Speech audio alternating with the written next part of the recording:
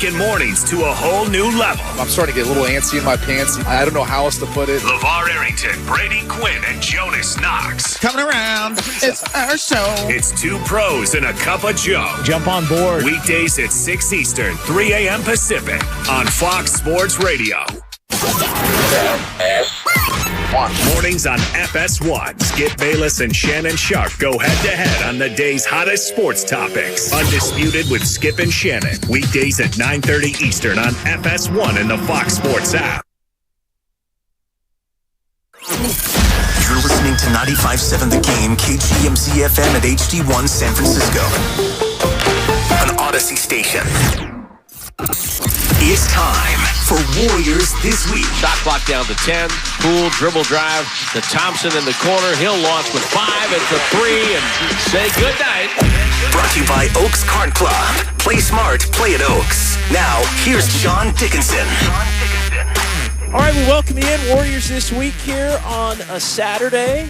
888-957-9570. John Dickinson joined by Whitey Gleason as always. And Whitey, good to be with you, my man. And the Warriors learning to live life again without Stephen Curry, hopefully for not too long. But after a great start last night, 38-33 into the first quarter in Philadelphia, the offense faded as the game went along, and the Warriors wind up losing to dip now to 0-3 on this road trip. 2-14 away from Chase Center overall, and the Warriors find themselves now 14-16, 30 games in, and the unknown still hanging over all of this, and that is how long are they going to be without Steph, and can they keep their season afloat while they're playing without number 30?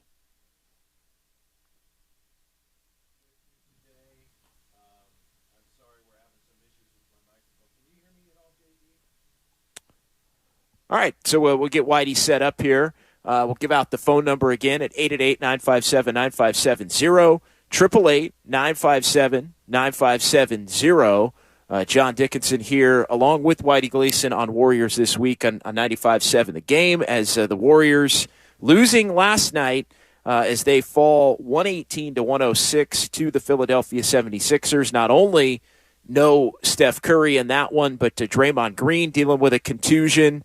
And also the Warriors not having Andrew Wiggins, as Wiggins has been out with the adductor strain here over the course of the last handful of games. And the Warriors are trying to move forward and just figure out a way that they can get a win any way, shape, or form possible, and doing it without Steph. What's up, Whitey? Hey, JD, sorry about that. My microphone was turned on. It was unplugged somehow, so my apologies. That's the way things are going right now, right? That's just the way things are going. It's funny. I appreciated the text I got from you last night suggesting that in some ways this year's starting to feel just a little bit like, that year that we shall not mention. Obviously, anytime Steph is hurt, that's the unthinkable for the Warriors.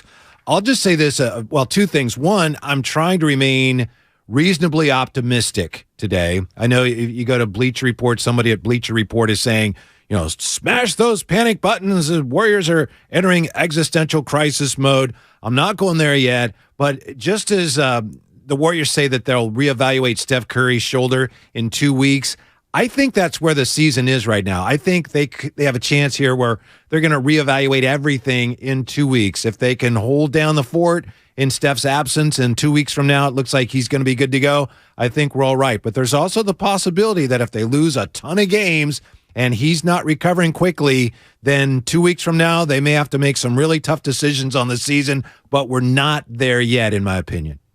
No, we're not there yet, and really I think in fairness to everybody, from those at the top of the organization down to the coaching staff and the players and even the fans, I don't get the impression we should be there in a couple of weeks, regardless almost of the situation and how much the Warriors win or fail to be able to win during this time, because at that point there would still be so much season left, and maybe the news on Steph Curry changes over the course of the next couple of weeks, but at least the early going here and learning about the injury, it seems like everybody's relatively optimistic about Curry's ability to return, and while it probably is going to still be a month, and maybe even a little bit more than a month. I mean, the first reevaluation point is in 2 weeks, and so we'll hold off on that. And we'll see how things go, and maybe it is sooner than later, although, again, historically, typically it's not. But what I'm getting at is, Whitey,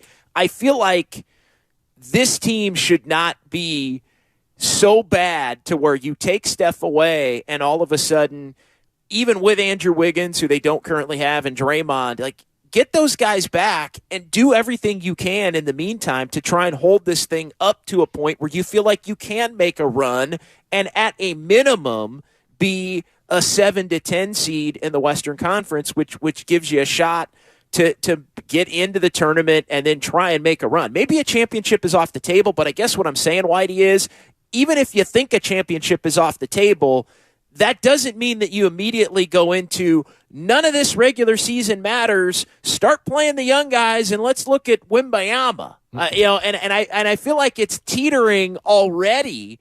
And I told you before the show, I'm not going to get frustrated, but I feel like it's teetering far too close already to you know what, forget it. Just play the young guys and who cares and live to fight another season. You got 52 freaking games left in this season. How about let's live to fight this season and get a couple of these injured players back and try to hold this thing together now. So you're not ready to start bricking for Vic yet, huh? You're not ready yet to start doing that. We don't know what's going on with Steph, and that's going to dictate where the Warriors pivot. And you're right, there is a lot of optimism. I'll say this as well, and Warrior fans know this. When it comes to an injury, the Warriors, they don't divulge a lot of information, and they don't need to. That's their right. But you go back to last season. Wiseman, he could be ready to go by Thanksgiving, and he never was. And of course, he had the other procedure that we didn't find out about. So I'm not suggesting that it's worse than we think for Steph. I'm just suggesting I'm not going to make any assumptions. To your point, I mean, he seems positive, and the Warriors seem positive. So fingers crossed on that. We do know that Dwayne Wade had a similar injury, and not all shoulder dislocations are created equal. But Dwayne Wade, 2008, had a similar injury. He ended up missing 23 games. So we'll see. Hopefully Steph can be back sooner than that. We don't know. But how all this relates to last night, 3 points, if I may, regarding just last night's game, the first game since Steph's injury. The offense last night, all things considered, functioned at a pretty high rate. I never felt like they had a chance to win that game, really, but especially in the first quarter, the offense functioned very well. Secondly, Wiseman, interesting. He played more last night. Had a few moments. I know Steve Kerr after the game. To me, JD, I know we talked about this earlier. Sounds like maybe Steve Kerr, his whole approach with Wiseman is changing as he talked about how much he's learned in the G League. So does that mean we're going to see more of him? And if we're going to see more of Wiseman, what does that say about where the Warriors think they are this season? I don't know. But thirdly, and here I said I was going to try to be positive, Clay was just bad last night. And we give him credit for playing when he was hurt. He was questionable before the game with a sore knee. But the most discouraging thing about Clay since he's come back, and this goes back to last year when he's having a bad shooting night, JD, and I know we've talked about this. You know this as well as I do. It affects the rest of his game in a way it didn't used to, where he's missing shots and then he starts hunting shots and he starts missing assignments defensively and committing, dumb fouls. And he never used to do that. And that is the one thing about Clay. It's like, we need you to play well now. And if you can't shoot well, okay, but the Warriors can't afford to have you playing badly like he did last night. No, and he was awful. And last night was the kind of game, in parsing it out, where you had Dante DiVincenzo make 5 3-pointers in the first quarter. Now, those were the only 5 3-pointers that he made for the game. He had 15 of his ending up 17-point total in that first quarter. But he was kind of getting his Steph on in the first quarter, right? Like, hey, DiVincenzo looks like Steph out there for a quarter. It's 38-33. But Jordan Poole got hot in the second half, and I think that helped keep the Warriors in the game, even though it was starting to get away from them. I thought even a little bit in the second quarter, although the Warriors were up ahead by 2 at the half. 33-24 Philly in the third quarter. Poole comes alive more in the second half, but it was a case where, DiVincenzo was carrying you early. Poole got it rolling as the game went on.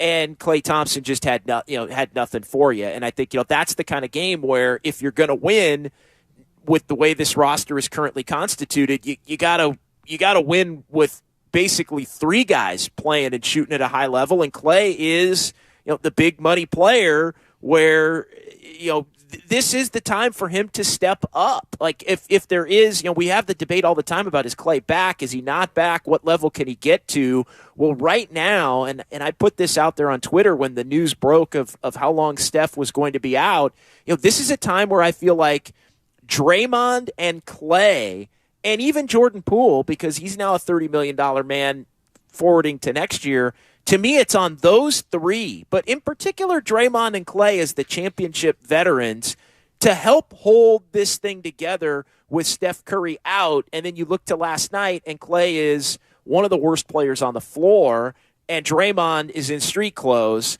which continues to happen a lot more frequently for some reason when Steph Curry is also in street clothes, which I think is its own thing. That I think makes fans feel some kind of a way when they see it. I understand your point. I'm not willing to go there. Just when any player, any sport, when they say I'm hurt and I can't go, whatever the injury, I'm just taking them at their word. I understand your point. I'm not willing to go there on Draymond. Where I am willing to go with Draymond is I was very disappointed that he, in my mind, tapped out of the Pacer game, where that game was up for grabs, and then he lost his cool and. He was upset, I guess, about a travel call, which, even Kalena said, he goes, that was a travel. What if that's what set him off, I don't know. But tapping out of that game when the Warriors needed him, that was a bad look to me. But isn't that why fans wonder about a game like last night as well? And look, I know he was listed on the injury report. He was questionable coming in. It's a right quad contusion, so he's got a quad bruise.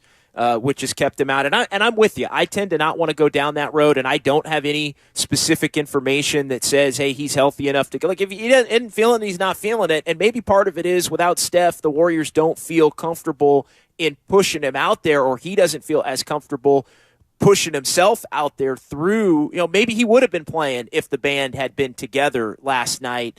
And an injury can be a legitimate component to that regardless. But I think, to your point and relating it to my point, the fact that it looked like he tapped out in Indiana and then doesn't play in Philly is why people wonder what's going on with him not playing in Philly, even though there is a legitimate injury listed on the injury report for the reason he didn't play. Yeah, I understand that. But to me personally, it's just far too speculative. If a guy, like I said, a guy says he's hurt, I can't go because I'm hurt.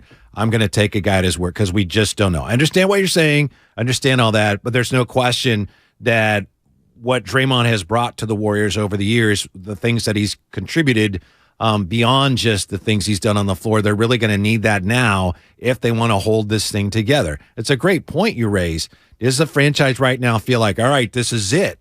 Our backs are to the wall, circle the wagons, all those cliches. We got to hold down the fort until Steph's back so we can make a run? Or are they looking at this and saying, maybe it's just not our year. Maybe we're not good enough. Maybe this isn't a championship team.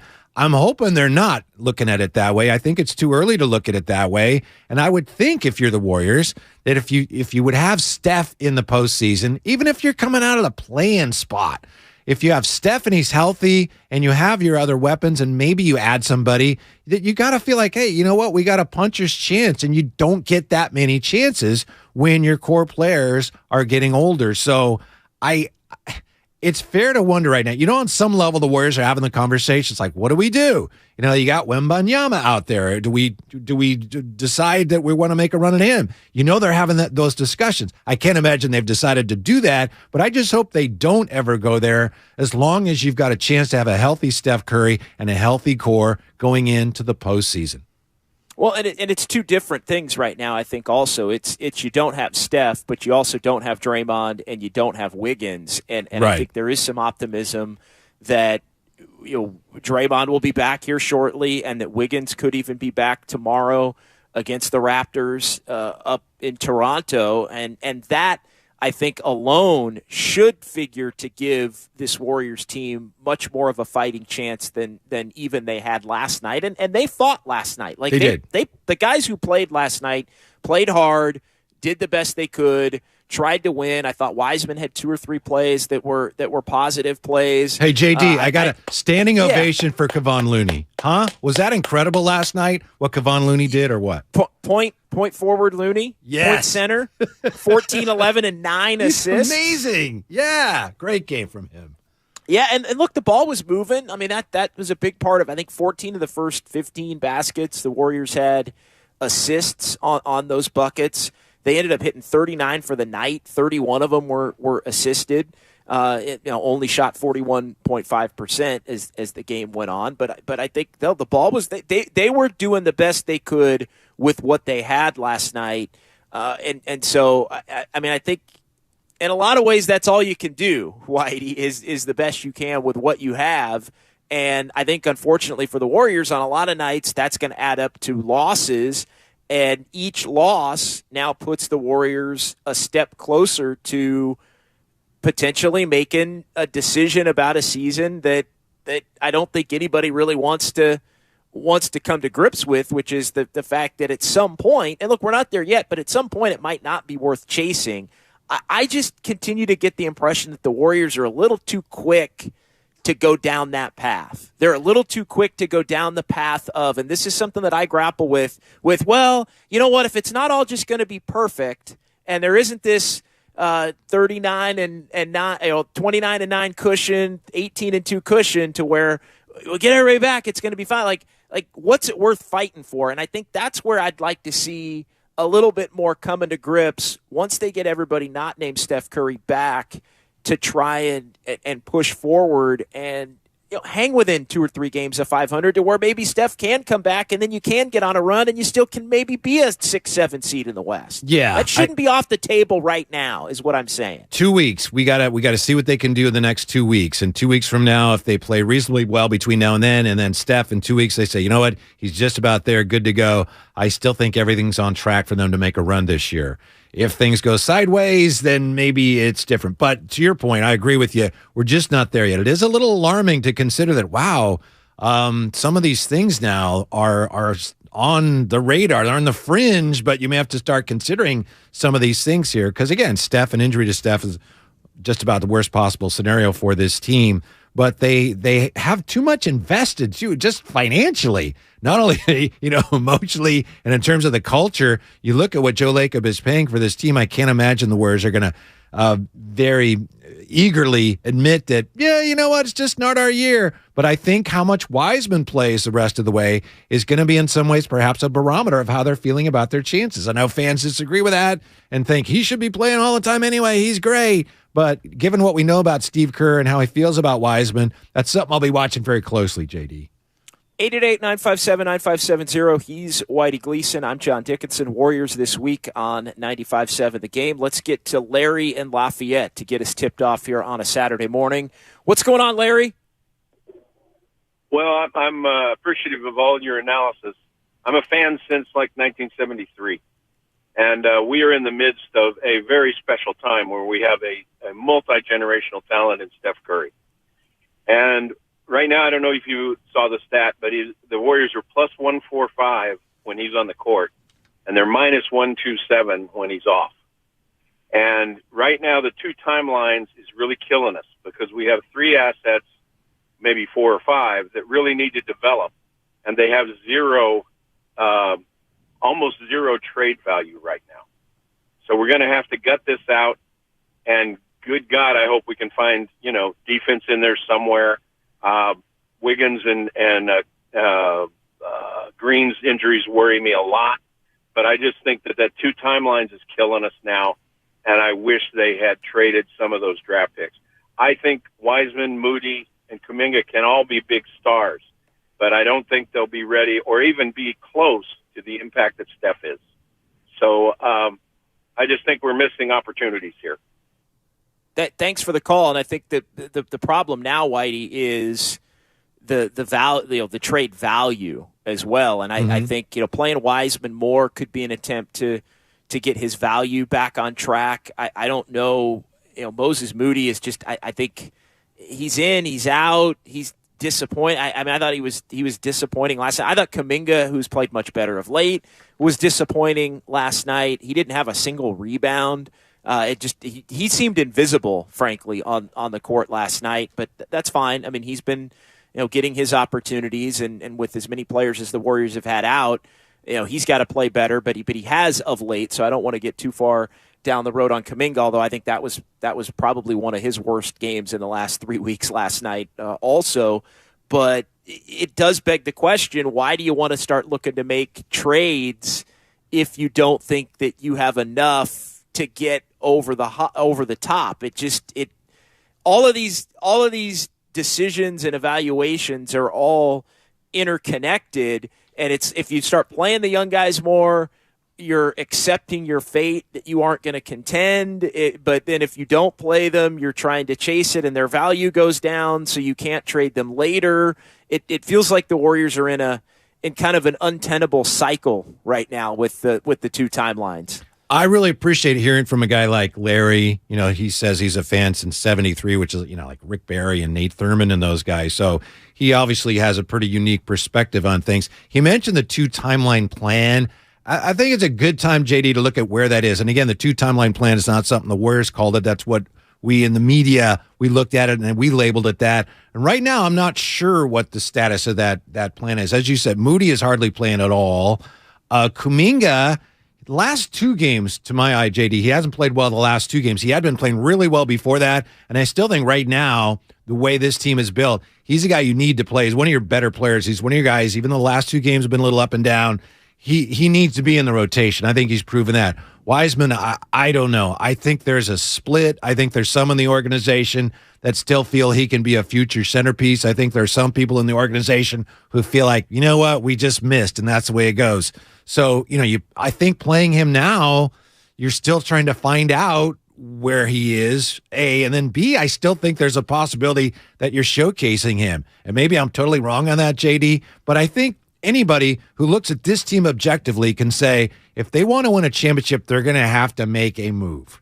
And so, well, what do you trade? To the point you just made, Wiseman would be a guy that you would think teams would have some interest in. And yes, his trade value is down. Maybe the way he played in the G League, and if he comes up and has some good minutes, maybe his trade value goes up here. And if you're in a situation where in a couple weeks, in the new year, you look around and say, wow, we could still make a run at that, but we need to get somebody. I think Wiseman may be a big part of that puzzle and figuring out how to get more talent in. 888-957-9570. He is the most tradable, yeah. I would say, in the short term, if you feel like you have to. And, the other part of this, too, is JaMychal Green has been bad. Mm-hmm. Like, JaMychal Green just has been bad. And, it's starting to look like he just doesn't fit. And, they were playing him at the 4 early. That wasn't working out. They moved him to the 5. I think they tried to carve out some specific roles there. But, we had a lot of people earlier in the year that were saying, hey, JaMychal Green, why is he preventing James Wiseman from getting on the floor? And I think the Warriors had enough viable answers to that question. But by the game, I'm almost coming around to the, you know what, you might as well just play Wiseman over JaMychal Green because it can't get any worse, and at least you're letting the youngster try and develop 10 minutes a night with the NBA club. Maybe so. I certainly see that logic. And you're right. We all know that JaMychal Green's had a bad year. He had a bust-out game against Indiana. I don't know where that came from against the Pacers. He was making everything.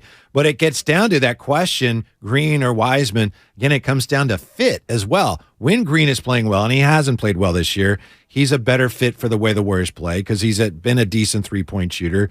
So that, again, with Wiseman comes down to – I saw last night, JD, and I hope he has a great career. There was a play last night where Wiseman was clapping for the ball, and he didn't get it. And I forget, somebody shot a 3 or something. And I thought, how many times do you see a Warrior center clapping for the ball? They don't, you see Looney up there, hey, give me the ball. It's not a criticism. It's just an observation, again, that Wiseman's mindset is just not one that the Warriors necessarily want their centers to have. So in addition to him learning confidence, learning the game, learning to play defensively, I still think a big hurdle for him is learning to play the way and think the way the Warriors want their centers to think. I think that's a great point, and I think he has gotten caught up in what's the easiest way for a young player to feel like they're they're a part of things and that they're helping. It's scoring. Like and I think Kuminga got caught up in that. Like Kuminga was thinking, like, I got to score. I got to get the ball out on the perimeter and put it on the deck and go to the basket and make threes and be dynamic. And the truth is, Whitey and Steve Kerr, finally, it seemed, at least up until the last couple of games, to get it to hit home, that it's like, no, you need to go defend, you need to rebound, you need to run the floor, you need to do everything except scoring. Yeah. Move the ball, right. He's keep it moving and you'll get it back, those kinds of things. And since he bought into that, he'd played much better, again, up until these last couple of games. You want to sneak in one more call here at 888-957-9570? Elijah in Vallejo next year on Warriors This Week. What's up, Elijah? Hey, how y'all doing? Good. All right, we still need KD. You ain't going to get him. Good luck. I mean, how do you propose getting them, Elijah?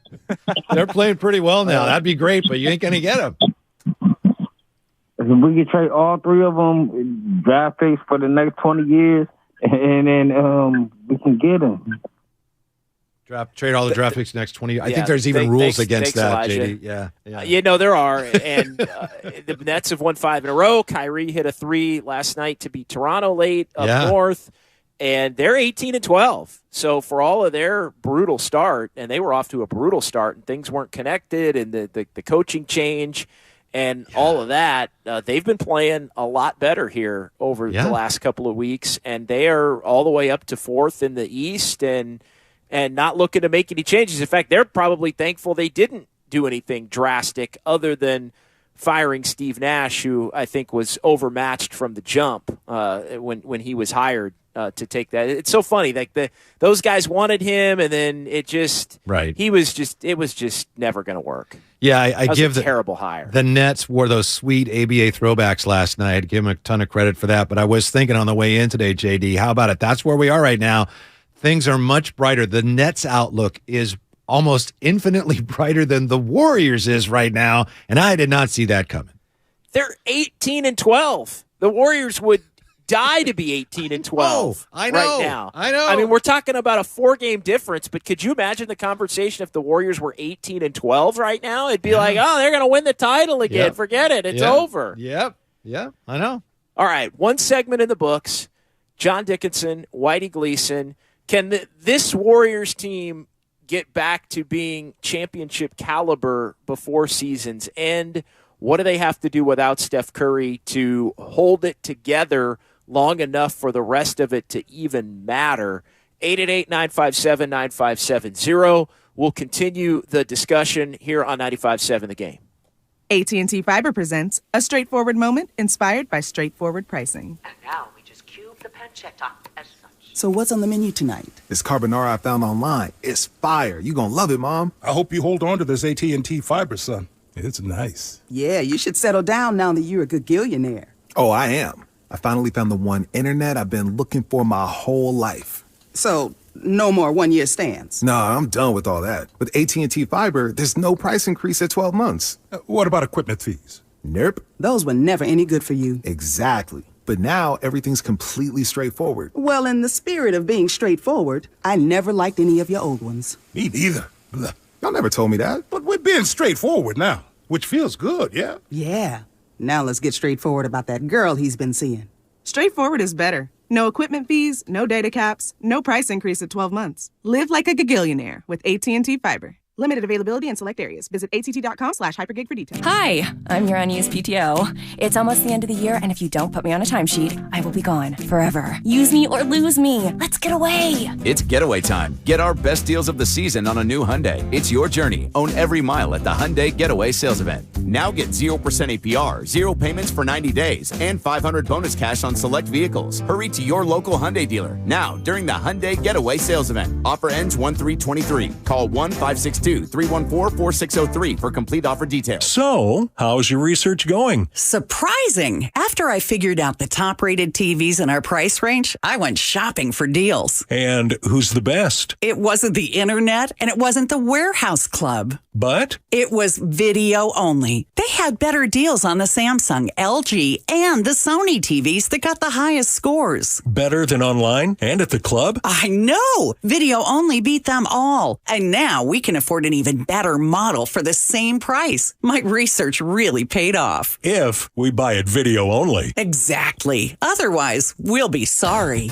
At Video Only, you won't find huge stores with refrigerators or microwaves, but you will find the best deals on top-rated TVs, soundbars, and monitors. Shop around. Just make sure you visit Video Only, because if you don't, you'll be sorry. In Mountain View, San Mateo, Union City, Dublin, and San Rafael. Video Only. This week at Staples, save 40% on. Thanks for your business this year. Save 40% on. Happy holidays, Nana. Save 40% on. You are cordially invited.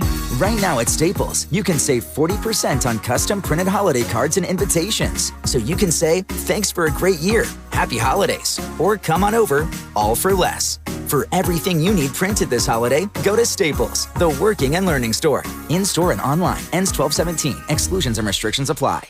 Dell Technologies' Days of Deals for Business start now with fresh, limited quantity deals on tech to drive productivity. Save on select performance laptops and desktops powered by 12th Gen Intel Core processors. Don't forget special pricing on the latest monitors, docks, and accessories, plus free shipping on everything, and special financing with Dell Business Credit. Call a Dell Technologies advisor at 877-ASK-DELL.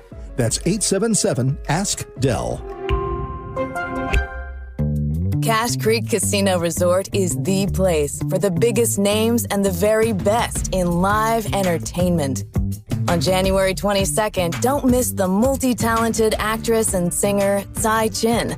Then be there on January 28th when the legends of Motown take the stage. This is your time to cash in at Cache Creek Casino Resort. Find tickets and see our full lineup at cashcreek.com. O'Reilly. Improve visibility in your vehicle and save $10 on a pair of Trico Force wiper blades now at O'Reilly Auto Parts. Don't risk your safety because of bad wiper blades. Be ready for any weather. Our professional parts people will even install your new wiper blades for free. Visit your local O'Reilly Auto Parts or O'ReillyAuto.com. O'Reilly Auto Parts. Tune in to 95.7 The Game for Warriors Live, 60 minutes before tip-off of every Warriors game. Brought to you by Xfinity. Supercharge your home with supersonic Wi-Fi. Unbeatable internet, only from Xfinity. What's up, San Francisco? If you're a fan of the team, which I'm sure you are, you've been following Christian McCaffrey light up the competition. This season, Christian will be hydrating himself with Body Armor sports drinks. It has potassium-packed electrolytes, antioxidants, and no artificial sweeteners, flavors, or dyes. In fact, Body Armor has 820 milligrams of electrolytes per 16-ounce serving. Body Armor is the sports drink of choice for Christian McCaffrey. It's more than a sports drink. It's Body Armor sports drink. Available at your local Safeway. Without the ones like you, who work tirelessly to keep things running, everything would suddenly stop. Hospitals, factories, schools, and power plants, they all depend on you. No matter the weather, emergency, or time of day, you're the ones who get it done. At Grainger, we're here for you 24/7, with supplies and solutions for every industry, and access to product specialists ready to help. Call, click Grainger.com, or just stop by. Grainger, for the ones who get it done. I wanted to know why some people who get COVID-19 get it so bad. I found out it may be because they have a high risk factor, such as heart disease, diabetes, being overweight, smoking, and asthma. Even if symptoms feel mild, these factors can increase your risk of COVID-19 turning severe. So if you're at high risk and test positive, there are things you can do, like asking your healthcare provider if an authorized oral treatment is right for you. Learn about an option at treatcovid19.com. This message is sponsored by Pfizer. Testosterone levels are at an all-time low. Individual T levels decline 1% every year. CHOQ, CHOQ, is the new champion of natural testosterone boosters. Chalk's main ingredient is clinically studied to naturally boost testosterone 20% in 90 days. Supercharge your masculinity and boost your daily energy with Chalk's Male Vitality Stack. For a limited time, our listeners will get 30% off at CHOQ.com with promo code USA. CHOQ.com, code USA.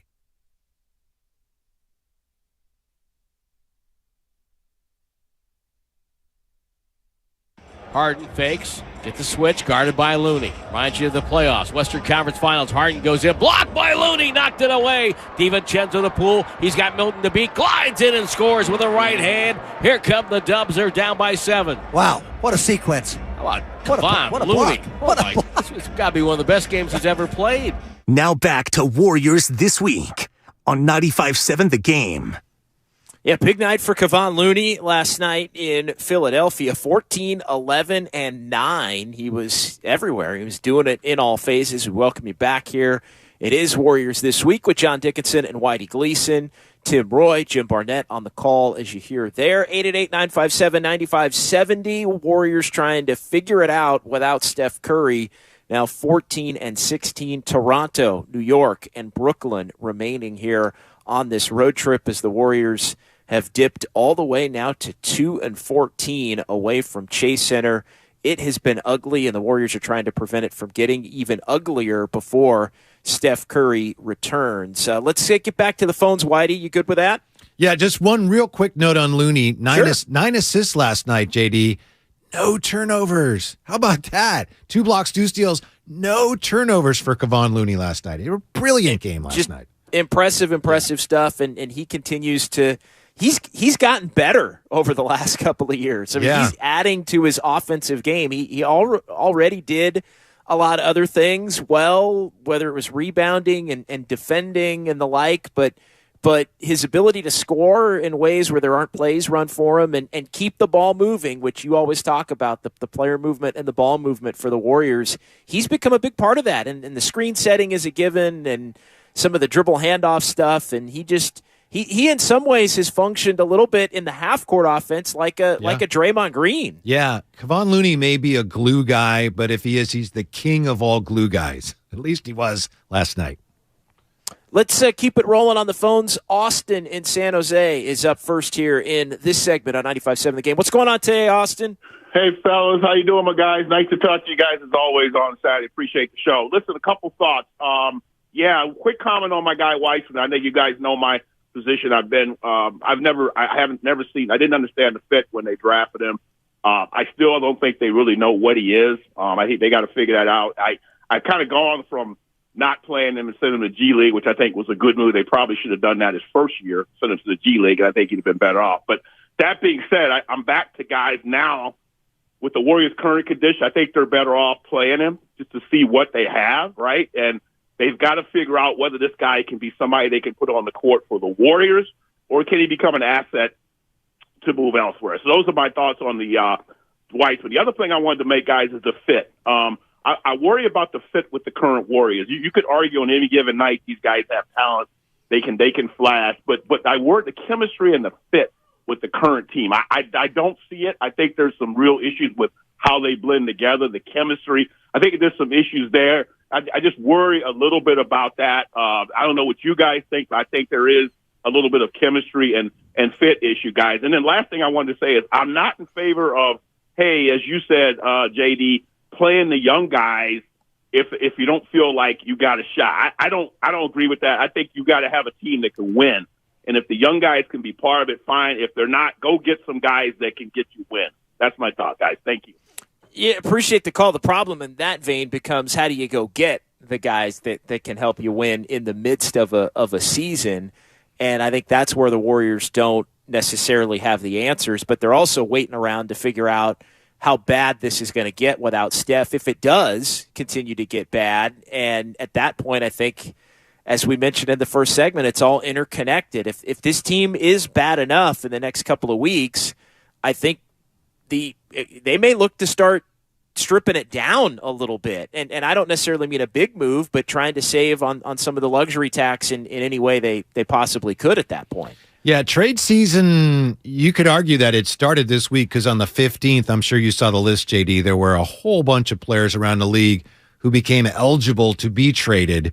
You sign as a free agent, you can't be traded for a certain period. And on December 15th, a whole lot of guys in the league became eligible to be traded. Doesn't mean the Warriors have any interest in any of those guys, but things are percolating, as Stephen A would say, on that front. To Austin's point about Wiseman, another issue with him going forward, as we talk about the Warriors and how they see him and whether they see him as a fit. And, at some point, I think next year you'd have to pick up his option, right, JD? Like $12.5 million. So at some point here, given all the issues you have, the hurdles you have with your salary situation, some point here, he's due for a pretty big payday. So you have to decide by then, I would think, whether you're committed to him or we just don't know about him. And then to one more thing, Austin's point about chemistry, to me, where that is a biggest issue is defensively, guys, and I don't know if it has to do with guys not getting along or anything. I don't know.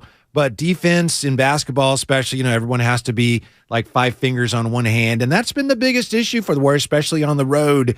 They are not playing with a lot of connectiveness or chemistry defensively. And I think, all the issues they've had, I think that's been their single biggest problem.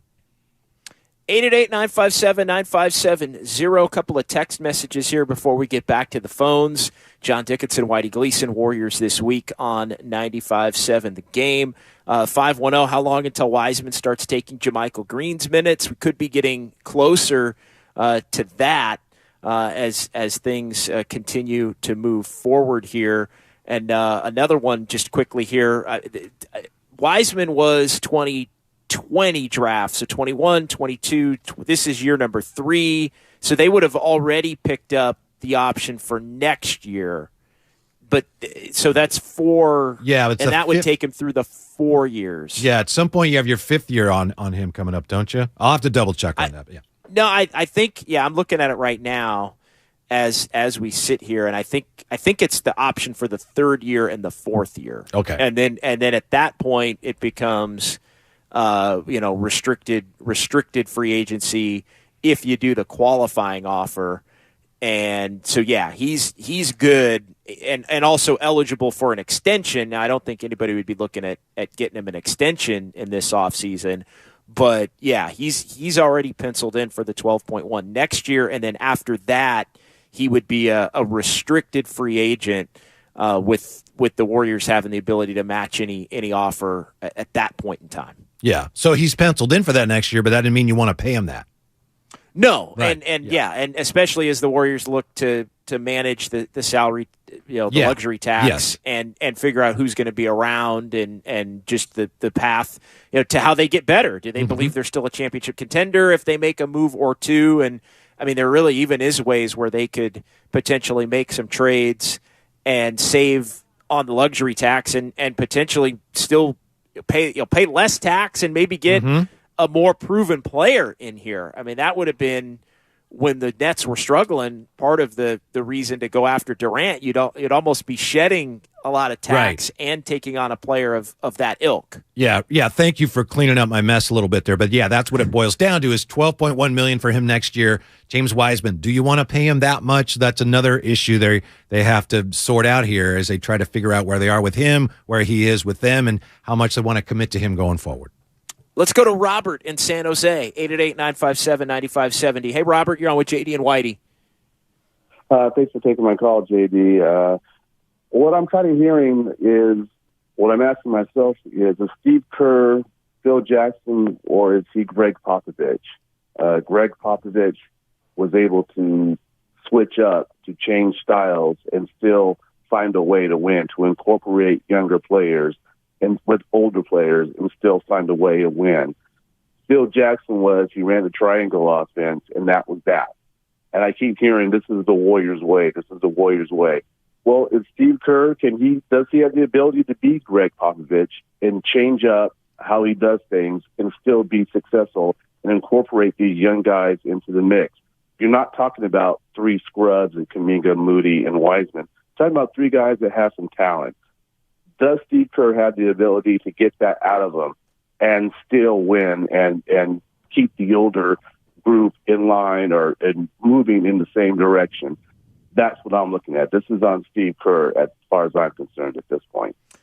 Yeah, I do think it goes beyond just Steve Kerr, Whitey, but I also think that it is more organizational, I think, from top to bottom what the goal is. But I feel like the development and changing the ways to accentuate the young players, I feel like with the way the Warriors operate, Whitey, there would almost have to be an admission that the season is completely lost for them to do it. I don't think they're afraid to do it, but I don't think they're going to do it just to get the most out of those players to try and win now. It's still going to be system-oriented and trying to get those players to fit in the system rather than making those adjustments. If you see those types of, as the caller put it, and we appreciate the call, Robert, as he put it, the system changing, type component, that's going to be, I think, an admission that the season is over if the Warriors ever considered something like that. And there's this too, and I think that's a fascinating question that Robert brought up, and I've been thinking about that a lot. But if I'm,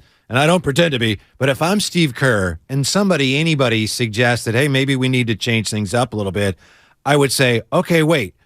We have, with this system we run, and it certainly does fit the players we've had, we won 4 championships. We won 73 games one year, and now you want to change that. Okay, and why? Because of James Wiseman? You want me to change because of Kuminga, who really, we don't even know what he is yet? Really? Because of Moses Moody, you want me to change the way we do things to give them maybe a better chance to be as good as they can be? I don't think that's a very compelling argument. I mean, the whole notion of Steve Kerr having to be flexible, yeah, I get that. But with this roster right now, I don't see a compelling reason why you have to change the system that has produced a dynasty in order to give any of these 3 guys a better chance to develop. I don't see that, JD.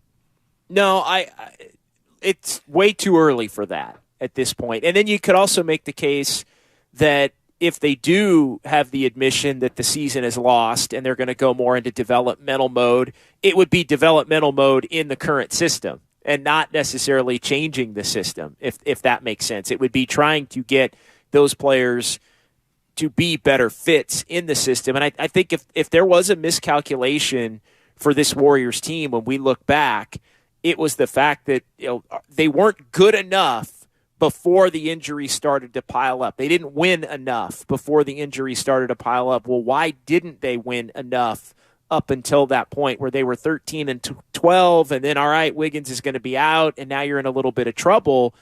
I think what it boils down to is, well, why weren't they better? And it goes back to, I think the veterans coasting at the beginning is a part of that. You were all over that. You were all over that early in the year, yeah. And they lost a bunch of those road games where it was open gym type feel. I think the veterans get that put on them. But the other part of it is the young players were not near good enough to contribute at all at the beginning, and that was the miscalculation. The Warriors thought that the young players could contribute at a minimal level in a regular rotation every single night, and they were flat out wrong. Those Kuminga, Moody, and Wiseman for the first 10 to 12 games were wholly unplayable, and it put the Warriors where they were in a position where they were behind the 8 ball. Now Kuminga's come out of it. Wiseman's gone to the G League.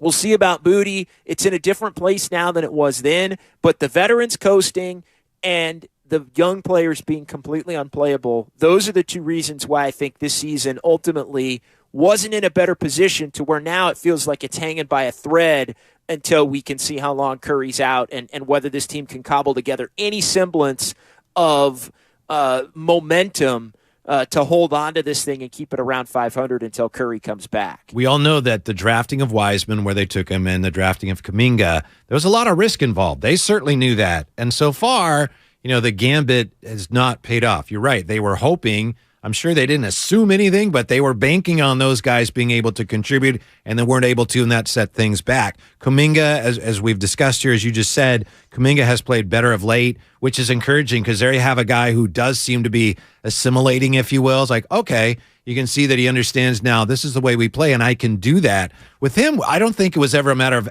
asking him to do things he couldn't do. It was a matter of him wanting to do other things. You understand what I mean? I don't know if I'm being clear on that. Kuminga can do the things Warriors wanted to do. He just wants to do more. And as he's realizing now, okay, with Wiseman, I don't know if he can do the things they want him to do. So that's where it gets interesting in terms of fit and adjusting your style. And it's really going to be interesting here going forward to see, as we said. But this is a really interesting point to me. The fact that last night Steve Kerr talked about Wiseman, how much better he got in the G League. It sounded like Steve Kerr was saying he's going to play more. He didn't say that, but he all but said that. So what does that mean going forward over the next 2 weeks if we're going to see more Wiseman? They've said that before, and they've said that before about the young players, and then at times it has happened, and then it doesn't go well, you're right. And That's then true. they change their mind again as well. So that does make me wonder, though. And here's the other question, 888-957-9570. If the Warriors are acknowledging that, like, all right, Steph's out, so are you comfortable with, hey, Steph's out, let's start playing the young players? Mind you, these are young players that we thought if they were going to be playing a lot, even with the veterans, that this team was cooked and couldn't win enough to be at a high enough level to where they had a cushion when Curry went out. But now you want to play them more. Is that, are you saying outwardly that you want to try and survive and hang on, but are you choosing? That's what I mean. Yeah. Are you choosing to go down a different path, even though you're saying you're going down the opposite path, and that means you're not really as focused on winning? And we were talking about it before the show, and it's Steve Kerr, he does just seem so calm on the sideline and accepting of the Warriors' fate last night, which it just. It makes me wonder what the internal conversations really are. Is it, bleep it, play the young guys. You know what? Without Steph, we can't win a title anyway, because that's very much different from what they've said outwardly, which is, hey, optimism on Steph changes the Curry's talking about how it changes the outlook on the season, the belief that he thinks he's going to come back and how they're going to try to go for it. But to this point, it feels like there's a little bit of the mixed messages again as far as how the Warriors want to proceed in this time without Steph and how it leads down the path of how they're ultimately going to want to finish the season. Something I'll be watching closely. All that said, Steve Kerr has been through a lot, where last night was probably a situation where, he realized, hey, there's, I can get upset here. There's nothing. It's not going to give us a better chance to win this game. The deck is stacked against us. So maybe it's just a matter of, there's a guy with a lot of experience recognizing the situation he was in.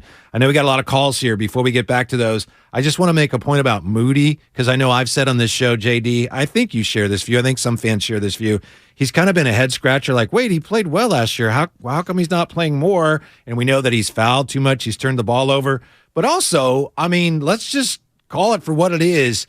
Lamb, who I know is a little bigger, so he's more of a forward, pure forward, and Ty Jerome. They've both played better than Moses Moody, and I know that people go nuts on Twitter. It's like, these are two-way players. Well, how can you play these guys? Well, they've both played pretty well, so that's what it comes down to too. Yeah, Moses Moody, we drafted you in the first round, but still, those guys have actually played better than him this year. So he's lost some of his minutes to guys that have just played better. They have, and I know that's been a bone of contention again with the Warrior fan base, who under no circumstances a lot of the time do they want to see Lamb over Moody, JaMychal Green over Wiseman, those kinds of things. At one point it was JaMychal Green over Kuminga, or it was Lamb over even Kuminga for a stretch, and that's the kind of thing where these two-way players. What's Steve Kerr doing? How can he play these Ty Jerome players? Ty Jerome over Moody? Yeah, that's kind of thing. And the reality is, Lamb is a different player than Kuminga. Yes, different skill set. A 3-point shooter basically from that position. Which is different from Moody. He is more of a 3-4. I think Moody's more of a 2-3. And Ty Jerome is more of a backup point guard type, who does look to be a little aggressive with his offense from time to time and looking to shoot. Van Gundy loves him. Van Gundy was raving about him last night.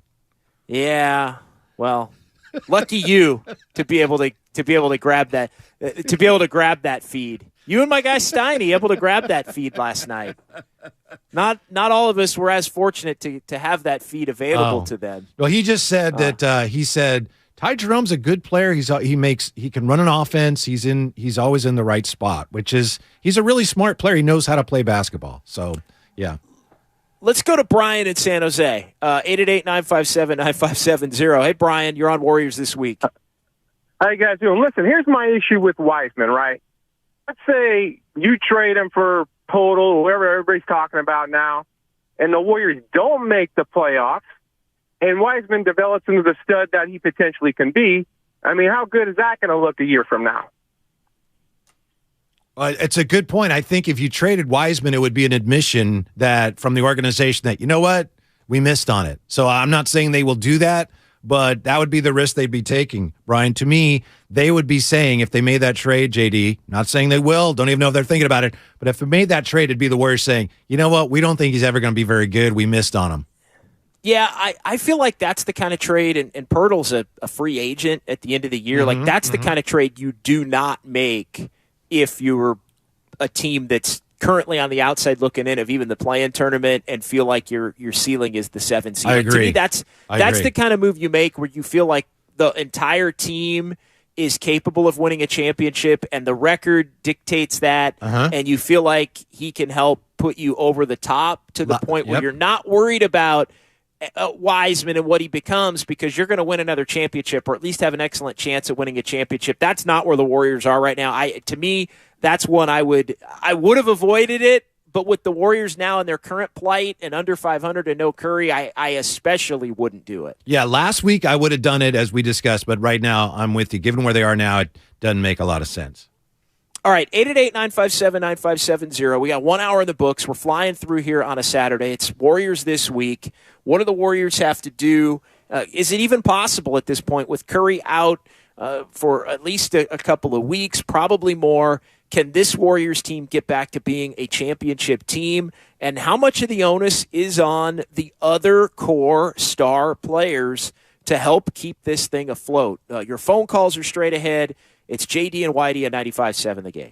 Dell Technologies' Days of Deals for Business start now with fresh, limited quantity deals on tech to drive productivity. Save on select performance laptops and desktops powered by 12th Gen Intel Core processors. Don't forget special pricing on the latest monitors, docks, and accessories, plus free shipping on everything, and special financing with Dell Business Credit. Call a Dell Technologies advisor at 877-ASK-DELL. That's 877-ASK-DELL. At Lowe's, every pro is an MVP to us. That's why MVP's Pro Rewards members can earn bonus points on select products and brands like Power Pro, Weehaw, and Valspar. Then redeem your bonus points for exciting rewards like tools, sports memorabilia, Lowe's e-gift cards, and more. Join Lowe's MVP's Pro Rewards today to start earning. Bonus points calculated before taxes and fees after applicable discounts, if any. Subject to program terms. While supplies last. Points expire at end of calendar year. Visit lowes.com/L/pro loyalty terms for details. Now through 1/8/23. Television sales on Black Friday set new records as millions of Americans snapped up the hot deals. But a lot of people were out of town or too busy to take advantage of the special pricing. So, how about a redo? Right now, you've got a second chance to save big on many of the top-rated Samsung, LG, and Sony TVs. Where? At Video Only, where the smart shoppers go. So, don't miss out. Check out Video Only now, or you'll be sorry. What's up, San Francisco? If you're a fan of the team, which I'm sure you are, you've been following Christian McCaffrey light up the competition. This season, Christian will be hydrating himself with Body Armor sports drinks. It has potassium-packed electrolytes, antioxidants, and no artificial sweeteners, flavors, or dyes. In fact, Body Armor has 820 milligrams of electrolytes per 16-ounce serving. Body Armor is the sports drink of choice for Christian McCaffrey. It's more than a sports drink. It's Body Armor sports drink. Available at your local Safeway. This holiday season, tee it up at the Golf Mart for the hottest gifts from Ping and Bushnell. Save $150 off on the Ping G425 drivers, the most forgiving driver in golf. And there's hot gifts from Bushnell. Save up to $75 on the Tour V5 and Tour V5 shift rangefinders. We also have gift cards for those favorite golfers on your list. Don't miss these holiday gifts and more happening now at the Golf Mart, home of the 90-day satisfaction guarantee. We're on a journey to make healthcare more accessible and more equitable, to treat the most complex diseases and offer hope where often there is little.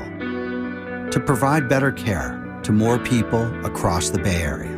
We are more than a hospital, more than a university, beyond science and technology. We are the people of UCSF. UCSF Health, redefining possible. At Lowe's, it pays to be a pro. Now through January 6th, Lowe's MVP's Pro Rewards members earn 1 bonus point for every $1 spent on qualifying purchases with a Lowe's Business Credit Account. Redeem bonus points for cool rewards for your business. Join Lowe's MVP's Pro Rewards today to start earning. Subject to credit approval, Lowe's terms and exclusions. See Lowe's.com/MVP's bonus points and Lowe's.com/L/Pro loyalty terms for details. U.S. only. Testosterone levels are at an all-time low. Individual T levels decline 1% every year. Chalk, CHOQ, is the new champion of natural testosterone boosters. Chalk's main ingredient is clinically studied to naturally boost testosterone 20% in 90 days. Supercharge your masculinity and boost your daily energy with Chalk's Male Vitality Stack. For a limited time, our listeners will get 30% off at CHOQ.com with promo code USA. CHOQ.com, code USA. Hey, this is Kenny Mayne, host of something called Hey Mayne. That's a podcast. We're working busily on season 2, but let's not forget about season 1. Remember Roy Wood Jr.? Wow, opening for Ron White. I've arrived. He's such a nice man. Maybe he wants a ride. Maybe he wants me to drop him off at the American Airlines terminal. Roy, I have a private jet. My pilot hangs with me like my homeboy. If you missed that episode of Hey Mayne, check it out on the Odyssey app or wherever you get your podcasts. Without the ones like you, who work tirelessly to keep things running, everything would suddenly stop. Hospitals, factories, schools, and power plants, they all depend on you. No matter the weather, emergency, or time of day, you're the ones who get it done. At Grainger, we're here for you 24/7 with supplies and solutions for every industry and access to product specialists ready to help. Call, click Grainger.com, or just stop by. Grainger, for the ones who get it done. I wanted to know why some people who get COVID-19 get it so bad. I found out it may be because they have a high risk factor, such as heart disease, diabetes, being overweight, smoking, and asthma. Even if symptoms feel mild, these factors can increase your risk of COVID-19 turning severe. So if you're at high risk and test positive, there are things you can do, like asking your healthcare provider if an authorized oral treatment is right for you. Learn about an option at treatcovid19.com. This message is sponsored by Pfizer. Here's to Prilosec OTC. Just 1 pill each morning and no heartburn all day. My holiday hero. Prilosec OTC. 1 pill a day, 24 hours, 0 heartburn. It's possible while taking Prilosec OTC. Use as directed for 14 days to treat frequent heartburn, not for immediate relief. ZZ Top and Leonard Skinner are coming to Shoreline Amphitheater August 10th. And 95.7 The Game has your tickets. For your shot to win and get in the running for the grand prize, 2023 Shoreline Lawn Pass. Head to 957thegame.com. Bay Current, a KCBS Radio original podcast.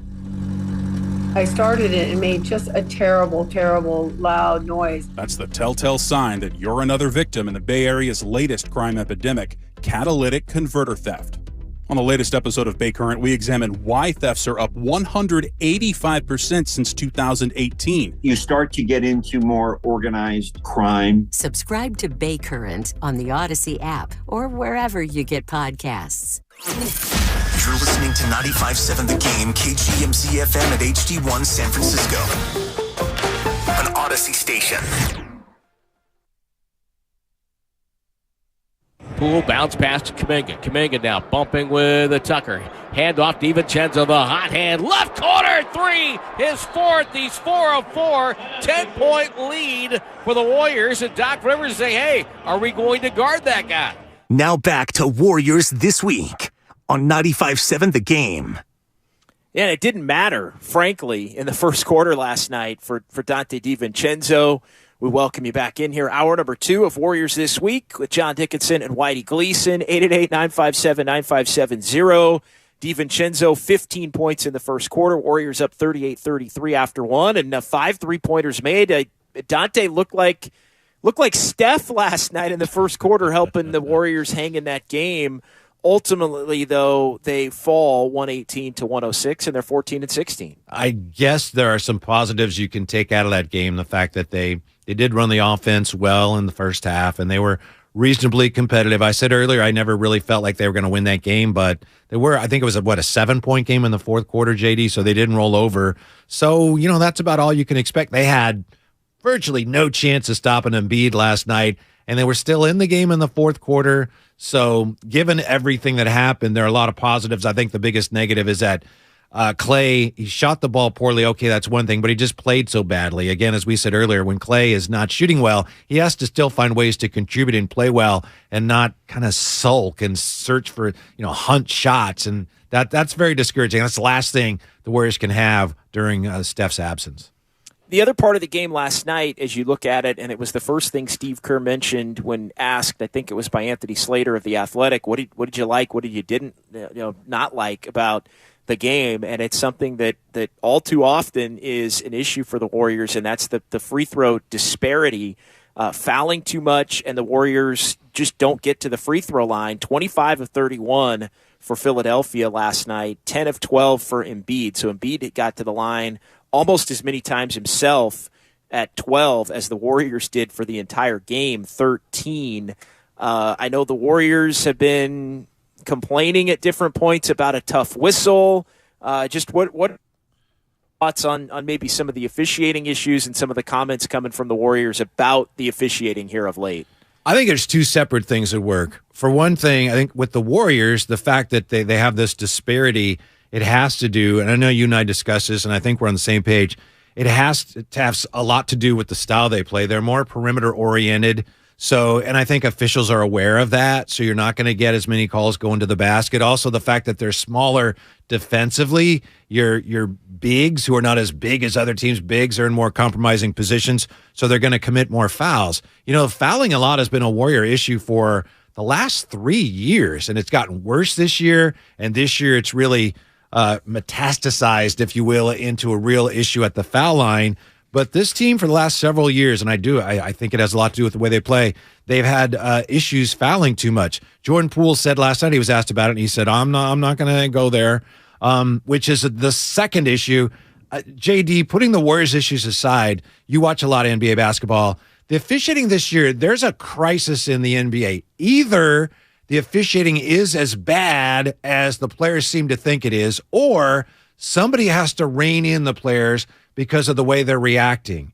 I mean, nobody's getting calls. Somebody must be getting calls because every team in the league now is, we're not getting calls, right?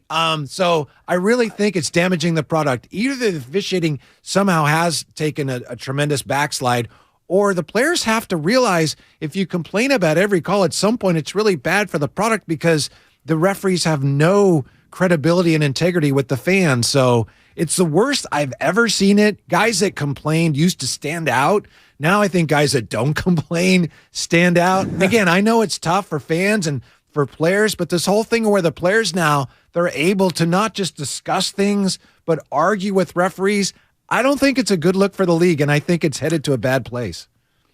I'm curious, as the season goes on, and we see this a lot with some of the point of emphasis type rules, and I know what you're saying is different, but there tends to be a let up as the season goes on and things get back to more what players are used to after an adjustment is made. I wonder if there is a lightening of the load or behind the scenes meetings about what's going on, and maybe the officials dial back the way the game is being called to a point where everybody gets more comfortable, and by January and February we're not really talking about this as much. I know that's a kind of an overarching answer to maybe more of a specific question, but I don't know. I'm holding out hope, at least, that maybe it's different here by January or by the All-Star break. Well, to me, what that gets at is the uptick in the traveling and the palming violations, which is, and I'm more of a traditionalist, I'm all in favor of that. To me, the best players in the world, should be able to get the ball and make a wing to forward pass without traveling. So I'm actually in favor of that. And I know players say, well, call it both ways. Well, just don't travel. You're the greatest players in the world. You should be able to avoid shuffling your pivot feet. So I applaud the uptick in those calls because some of them are so blatant. I think something had to be done there as well. I just think players, they complain way too much, and I think it's a bad look for the players, for the officials, for the whole league. 888-957-9570, 888-957-9570. Let's get back to the phones. Our question du jour among the many, can the Warriors, this team, become a championship contending team again? What do they have to do without Stephen Curry? And I also want to get into Draymond Green and Klay Thompson and Jordan Poole specifically, although I think Andrew Wiggins focuses in on this. What do they have to do to help keep this team afloat with Stephen Curry out? We'll get into that coming up. And where do the Warriors? It seems like a lot of these conversations always evolve into a discussion about the two timelines and about the young players.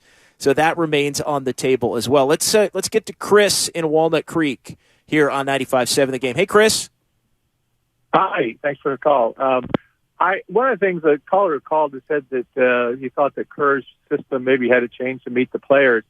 I would like to just point out on the other side of the coin that the Warriors have brought in the last 5 years or so many, many players who nobody ever heard of or on their downside, and they had fantastic years with the Warriors in their system.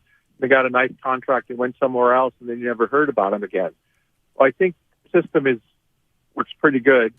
And the other thing I want to say with Wiseman, I saw just a little bit of the last game, and I was happy to see that he was much more aggressively trying to box out. I think his fouling issues have to come from, more experience.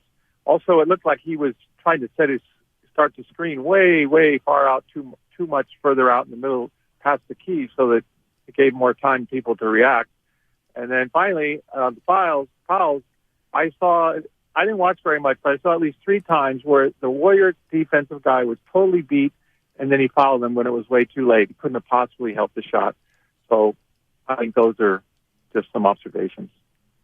Yeah, no, good observations, and thanks for the call, Chris. That is true. That particular fouls where the Warriors are already beat, or fouls trying to reach back, like those are, I think, the primary offense for the Warriors, just reaching and inability to move the feet, and again trying to make up for getting beat as well, make a steal after you're beat. You see a lot of that. The one thing I did want to come back to just real quickly, Whitey, on the system. I think because it clicked for me with Wiseman last night. I think it was Poole and Wiseman ran a beautiful pick and roll, and Poole found him for a dunk. And I thought, that's the kind of thing where, yes, pick and roll is in the Warriors system. Obviously, it's in everybody's system. It's the most simple play, and been around for a few years. Yeah, been around for a while.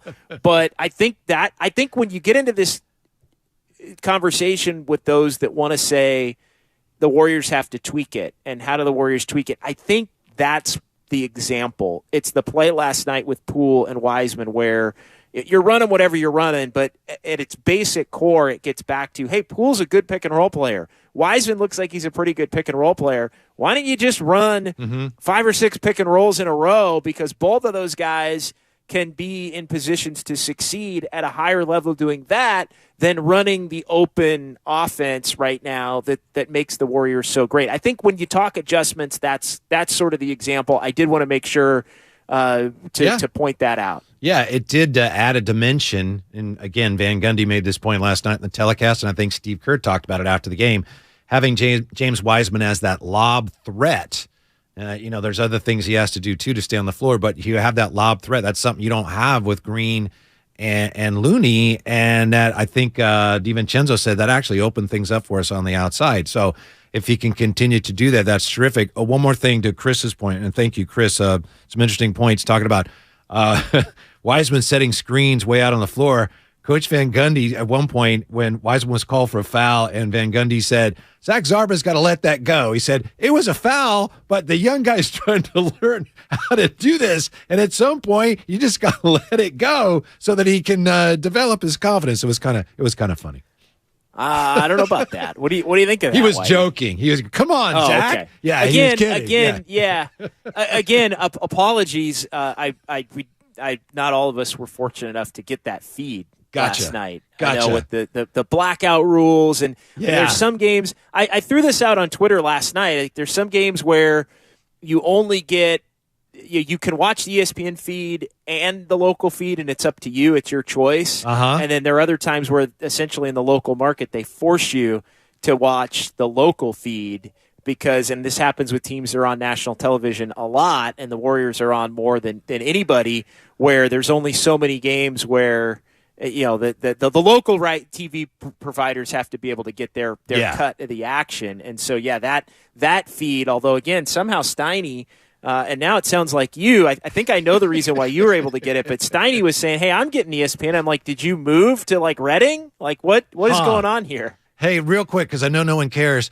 I have the weirdest thing as far as the blackouts go. If there is a Clipper game on NBA TV, like there was, if there's a Clipper game that's on NBA TV, right? The Celtics game, I can't see it. It's like blacked out, and I get the thing due to contractual obligations, you cannot view this game. It's like, where do they think I live? It's the weirdest thing, and I can't. Are you a streamer? Do you stream it, or do you have this is right on cable service? Xfinity, and Xfinity is great, and I'm sure it has nothing to do with that. But somebody must think I live in Los Angeles or something. Right? It drives me crazy. Somehow are you stealing internet from somewhere in LA? Not that are you pirating internet? Not that much. I've cut way back on that, but yeah, it just drives me nuts. Do you have a Southern California IP address, Whitey? I don't know what's going on. Help me. I don't even know who to ask about that to fix that. 888-957-9570. Philmo Mike is next here. What's up, Philmo? Hey, what's up? JD, Michael, Tyler, Whitey, Gleason. Hey, listen. On part of the fouls, the Warriors got to go back to the fundamentals. A lot of times the foul is not on the screener. It's on the person that's dribbling the ball. Great point. So what they got to do is they got to slow down Jordan Poole, whoever's dribbling the ball, and allow the screener to get set. Great point. So that Kaminga, Looney, whoever could set the screen. They be kind of rushing. The fouls, I think the NBA players, they just want to see consistency. Sometimes you got some games that are played at a playoff level. Other games are not played at a playoff level, and it kind of frustrates the players because sometimes games are in the regular season, but they're being played at a level that's a playoff atmosphere. And sometimes the refs don't recognize that or whatever, and they'll let some little ticky-tack fouls go through. But I think the players just want to see the consistency. But the Warriors, you have to stop fouling. You can't – when you're beat, let them score. Lamb had a play last night. He was beat. He had the dunk. Let him have a dunk, bro. We down 10 instead of being down 11. Who knows? The momentum that they may change. Also, why do you right? People are just too hostile as far as I seen the Gucci Man referee and Thibault and Coach Thibs was yelling at me. He trying to explain what happened. Like, bruh, calm down, dog. really calm down. I'm trying to get my FaceTime on, and you all in them feed talking about, I think that was the wrong call. Thibs, calm your ass down. But anyway, though, man, y'all doing a great job today. I love you, Michael, Tyler, Whitey, Gleason. Thank you. There you can tell that Philmo actually played, and we know that he played basketball because that's a great point. And it's one of the things I wonder about NBA players. They rarely will wait for the screener to get set, and it's just basic basketball. And, if you want an effective screen, wait for your screen. If you start to go before the screen's there, what's your screener supposed to do? Great point by Philmo. Yeah, and then there's a difference between that and just what you do see a lot, which is you'll see the player with the ball just hey, get out of here. I don't want that screen. Yeah, wave it off. That's you, right? That's you, right? Yeah, I don't need a screen. I don't. Oh yeah, with my quickness. Yeah. Yeah, there, Whitey. Clear out. With my quickness, I just want to go. Yeah.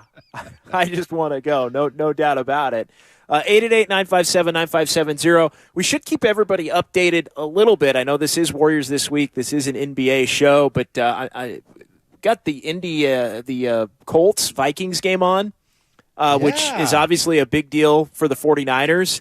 The Colts have a 30-0 lead on it's Indianapolis 30 and Minnesota nothing with 4:16 to go. before halftime. That game is in Minnesota, and assuming that score holds, which why wouldn't it? The Vikings have had a punt blocked. They've faked a punt on 4th and 1, didn't get it. They went for a 4th and 1 at their own 30, didn't get that either. The Vikings are just getting throttled. That score holds up, and the 49ers move up to the 2 seed in the NFC playoff picture. And I personally want to thank Cousins for helping me in the first round to lose my first round matchup, because he's also thrown a pick 6 in this game as well. So he's going to give me negative points when it's all said and done. Wow. JD, I thought when they beat Buffalo, I thought Minnesota, and I know even then they were upside down in their point differential, but I thought, oh, man, that team is This is not going to help the point differential, by the way. No, it's not. Late first half, 30-0. Wow. Incredible. Yeah, and so just keeping 49er fans up to date on that. Obviously, a lot of Warrior fans, a lot of 49er fans. So some good news for the 49ers. They would control their own destiny as far as being the 2 seed. They win the last 3, and they would hold it, which would mean the only place they would go in the NFC playoffs would be Philadelphia, assuming that the Eagles end up with the 1 seed. So 888-957-9570. Back to basketball. Warriors in Philadelphia. Last night they fall to the Sixers 118-106 after jumping out to a 38-33 lead at the end of the first quarter. A lot of different topics of discussion, trying to make sense of where the Warriors go from here as far as the Steph Curry injury goes, and Curry going to be reevaluated in 2 weeks. I know Whitey, as you often do, brilliantly framing the Warriors season in that context of being reevaluated in 2 weeks. You look at it coming up now at Toronto, at New York, at Brooklyn. And by the way, our buddy Nick Friedel is going to join us coming up in 10 minutes here. Nice. On 95.7 The Game. So we'll talk about the Brooklyn turnaround, and it's always great to get Nick's thoughts on the Warriors from afar, as well as somebody who covered him for 3 years and was right in the mix. So, yeah, Nick Friedel of ESPN coming up in 10 minutes here on Warriors this week on 95.7 The Game. And then the Warriors go home, and Memphis suddenly is playing better than anybody. That's the game on Christmas. You've got a handful of home games after that, 3 that follow that, before we're at this 2-week period. 2 weeks from today is New Year's Eve.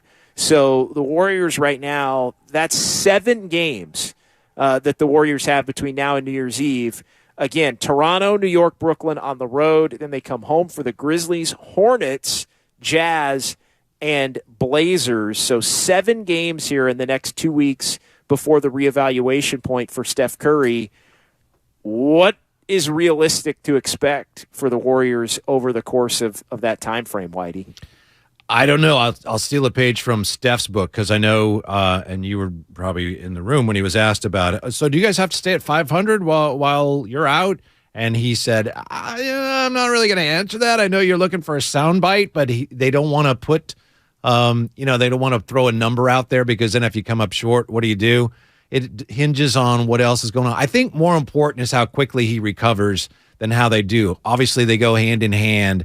But if they continue to struggle, but Steph makes a rapid recovery, to me, if you have him, then you have a shot, assuming that Wiggins is back. If you have Steph Curry and he's having one of his best years and he's like, okay, it's healed, I'm good to go, then I think that's more important than how many wins you have at the point that you make that decision. Do you understand? I'm not dodging your question, but I think it's more how he feels than how many games you win between now and then.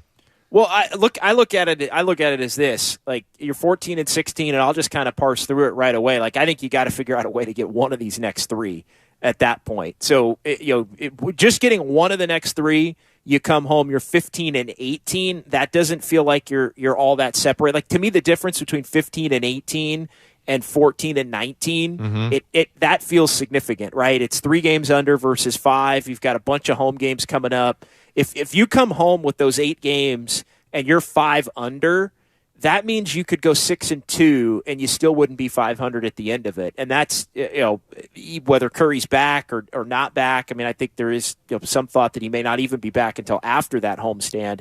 We'll see coming up here at the end of the month and at the end of the year.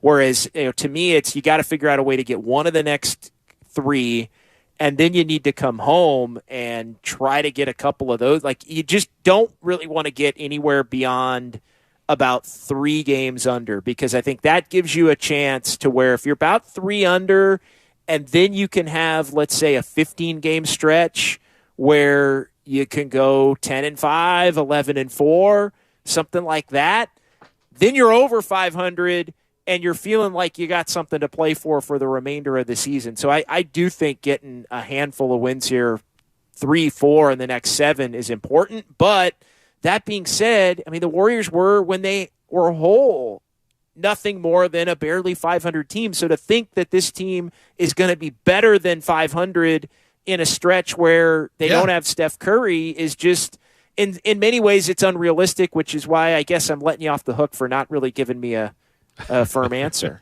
Well, Steph, when he comes back, you still have the same issues, which primarily has been your inability to defend on the road. So, Steph being out, that's a new problem, obviously, on top of everything else you've been dealing with. But as you're running that down, JD, I was just remembering and looking back on what a difference a year makes, because last year, of course, Christmas, Warriors go into Phoenix and they beat the Suns, and then New Year's Day, remember, they go into Utah and they beat the Jazz. And I think it was after that Utah game where you said, this team can win a championship.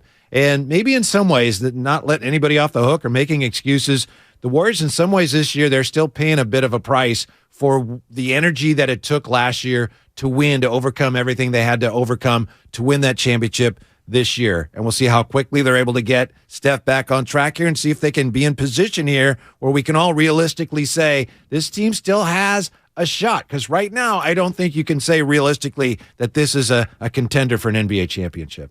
All right, 888-957-9570. Here's what we're going to do. We got full phone lines, so we're going to get to some calls here. We're going to blow out the break that we're supposed to take right here. We're going to make it up later. So we're going to take some phone calls here in the next 5-6 minutes. Can we do that? Yeah, I'm making the executive decision, right? I don't know if we can or not, Whitey. I don't know if we can or not. But I'm doing it. And I'm laying down the gauntlet. We're going to take some calls here for the next 5 to 7 minutes, and then we're going to get our buddy Nick Friedel, and we'll make up the break on the back end here on 95.7 The Game. So let's go to City Boy in San Francisco on that note. No waiting, City Boy. You're right to the front of the line. Here we go on 95.7 The Game. What's going on, City? Oh, man, I love the executive decision there. Mm-hmm. Good work. Just wanted to talk Dubs. I wanted to make give you my thoughts on the season as a whole real quick, but I also just wanted to say about the young guys.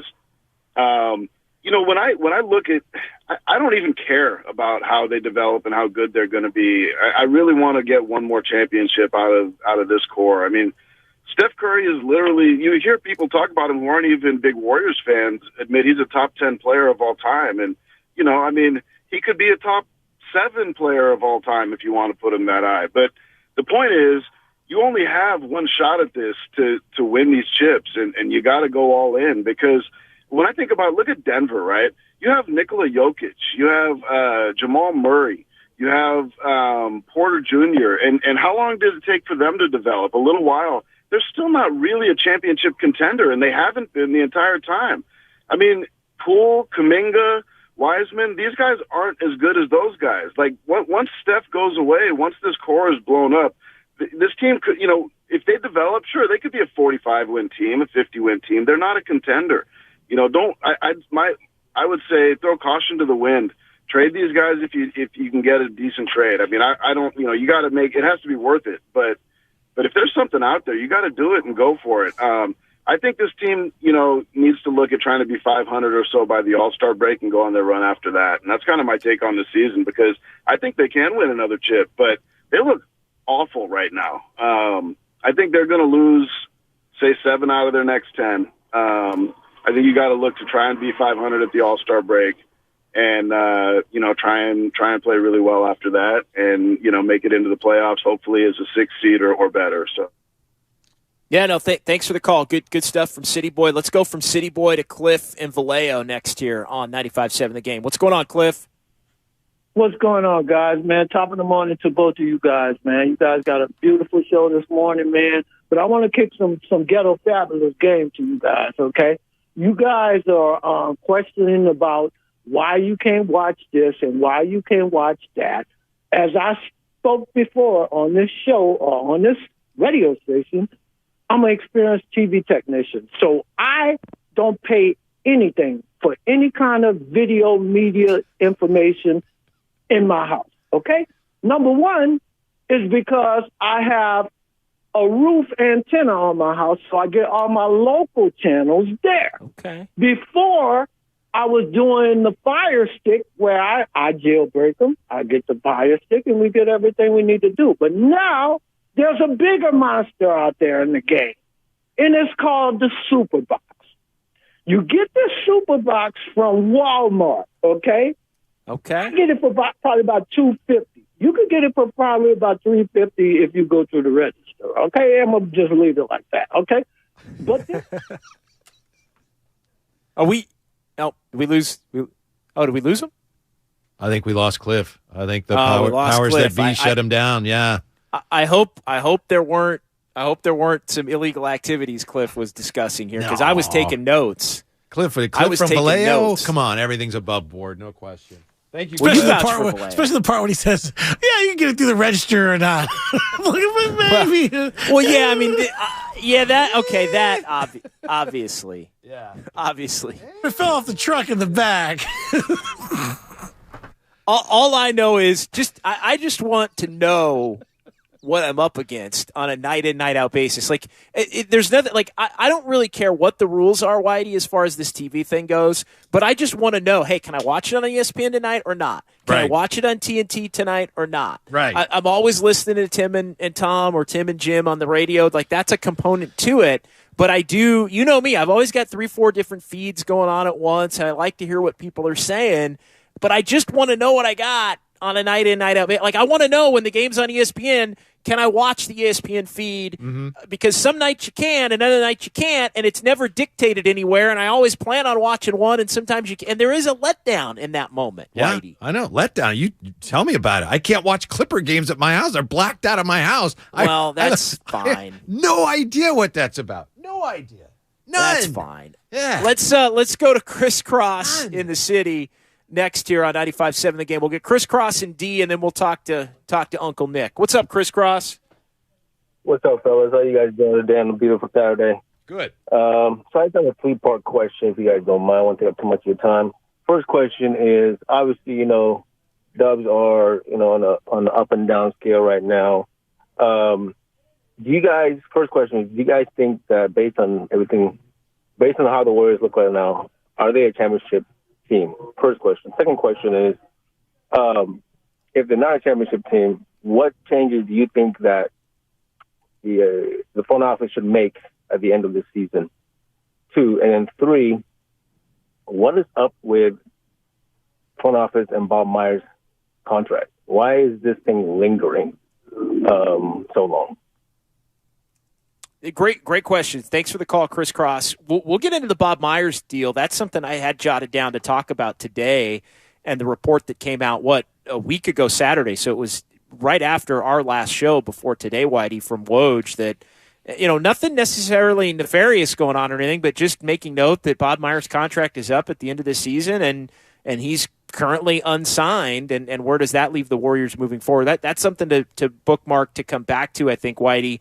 As far as the more direct question from Chris Cross, no, this team right now is not a championship caliber team, and until we know where they're at when Steph Curry comes back, I can't put them in that conversation. They are open to be again, but they're not right now, because it looks like if they have to play 10 more games with Steph, they might win 1 or 2 of them. And at that point, how can I take you seriously? I think it's really simple, too. To be a championship caliber team, you have to be able to win on the road. You have to be able to defend on the road. And this team, even before Steph got hurt, for whatever reason, they could not do that. So until they fix that, and I've been saying since the season started, they're going to need some help. They're going to need to acquire somebody to help them improve in those areas if they're going to be a championship team. It's not a stretch to think they can do that. But to me, yeah, if you don't do that, even if Steph comes back, you're not a championship team. They just get destroyed on the road. Let's go to D in D.C. on 95.7 The Game. What's up, D? What's up? you, JD? What's up with you, Whitey? Hey, D. Hey, Whitey, I'm not going to give you a hard time today. Why? Because Warriors' favorite hater, Nick Friedel, is going to be on the radio, so I'm not going to give you a hard time. Okay. Let's talk to Warriors for a minute, man. We're not out of it yet, man. I think Clara has an issue that he needs to fix. He needs to stop relying on Jerome, Jermichael, and my favorite Lamb. And use the young kids instead of using those three unuseful players, man. I mean, why in the world you draft three talented kids, but you decide you want to play a bunch of trash? Why are you wasting their time, wasting the young players' time on the bench or in the G League? That makes no sense to me. I mean, I can understand we're winning, but we're not winning with those three. Why not use the three youngsters, develop them so they can produce a little bit of something to the winning culture? So anyway, we're not that far. I think once Steph returns, things will be just right. But Kerr needs to fix himself as a coach first. Anyways, I hang up and listen to your response on the other. All right, D. Thanks for the call. 888-957-9570. I'm not sure what really could be done differently right now. I really, I mean, at this point, it's just they're playing Kuminga. They are playing Kuminga. Yeah. They're playing Kuminga, and Moody has not played well when he's gotten opportunities, which I think leads you to understand why he's not playing. And then Wiseman's kind of in his own boat where they just aren't comfortable playing him with Steph and Draymond. And the moment that Steph and Draymond are out, they're like, hey, let's get him back here. Like, even that is a little off-putting in some ways. But I think we are getting closer to a point where it may, with Jermichael Green playing so badly, like I am coming around. I said this earlier. I'm coming around on the whole. Maybe you just give Wiseman Jermichael Green's minutes. Yeah, just to D's point, and thanks for listening, D. The guys you described as trash. I mean, we talked about it, Jerome and Lamb.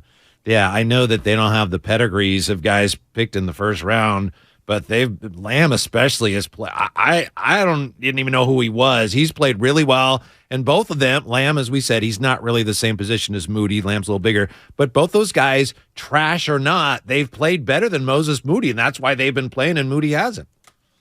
All right, let's get to our buddy Nick Friedel joining us, old friend, former co-host of this show. Nick Friedel. For ESPN, he's covering the Nets and the NBA. What's going on, Uncle Nick? How you doing, brother? Nick. Oh, guys, it is so good to hear your voice. And, I mean, I hear James Wiseman's name on this particular show, and I want to shout out Priest in Palo Alto, wherever he may be. I think the biggest Wiseman fan is Priest. The second biggest fan, 1A, is Mr. Spears, Mark Spears. But if Wiseman can give them any minutes right now, oh, boy. Ay. But we know it's a dark place when Steph is out. And all three of us lived it that year. Ugh. As soon as he got hurt, I started thinking back to Kai Bowman and Omari Spellman and Jacob Evans. That is a Dragan Bender. Basketball Dragan Bender. Oh, yeah. I mean, hey, don't forget Glenn Robinson III, fellas. Yes. Don't forget Glenn Robinson III. That's right. It's not that bad. Right. But it did. As soon as I saw that shoulder injury, I went, uh-oh, because we know what happens when number 30 is not on the floor. And I hope for all the people back in the Bay that he gets back there very quickly, because it could go to a bad place in a hurry here. Yeah, Nick, it's great to talk with you. One of the things that JD and I were kicking around earlier is that it's kind of stunning that here we are, it's almost Christmas, and the outlook for the Nets right now is much, much brighter than it is for the Warriors. Who knows where it's going to go, but how about that? Jacques Vaughn, how much of this is due to anything that he's done or the influence or anything that he's changed since he's taken over for Steve Nash? Whitey, I think the key with Jacques is he's letting the players kind of do their thing on the floor, and he's very upbeat.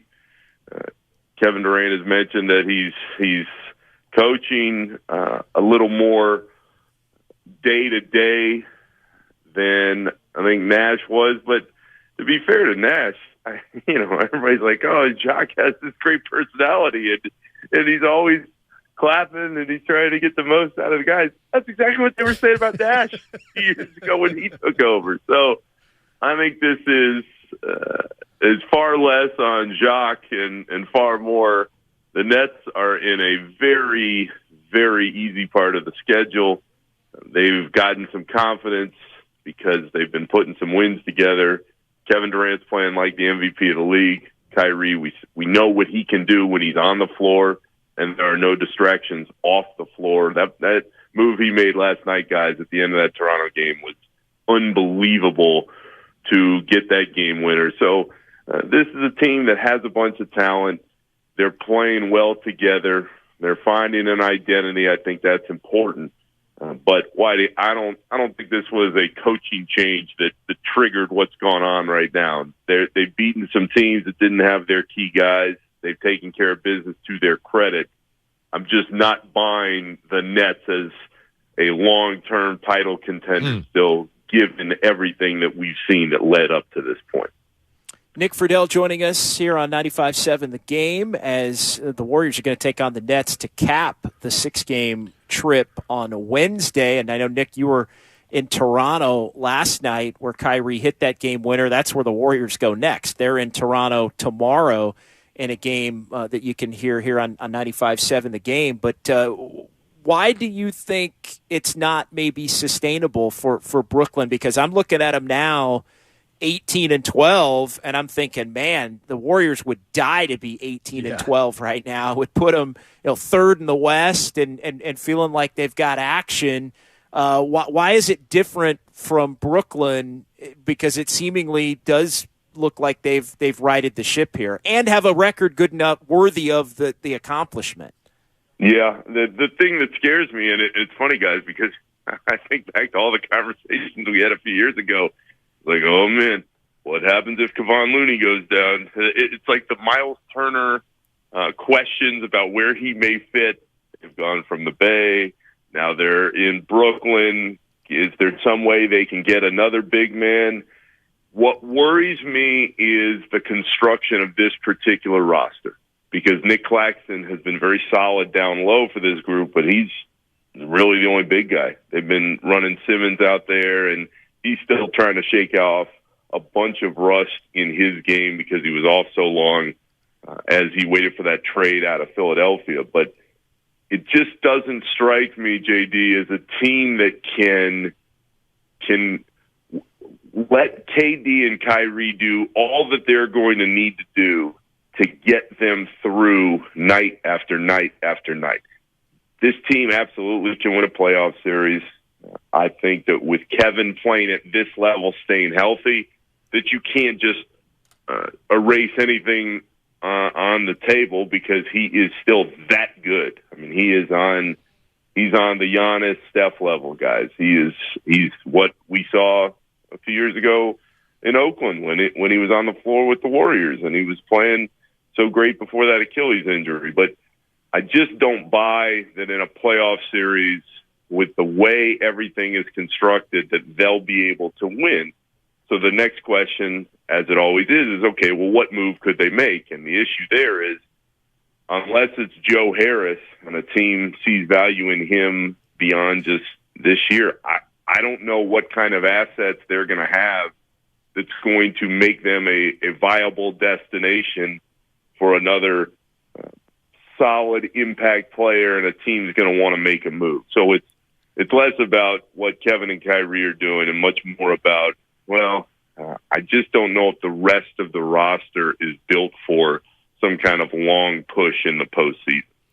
Nick, you've covered Warrior championships, and I just wanted to see what you think of the notion that, the Warriors in some ways this year, they've been paying the price for the cost of winning last year with an older team. And of course, they started the year they had to go to Japan, and they lost, some free agents that they would have liked to have kept, and they just couldn't do that.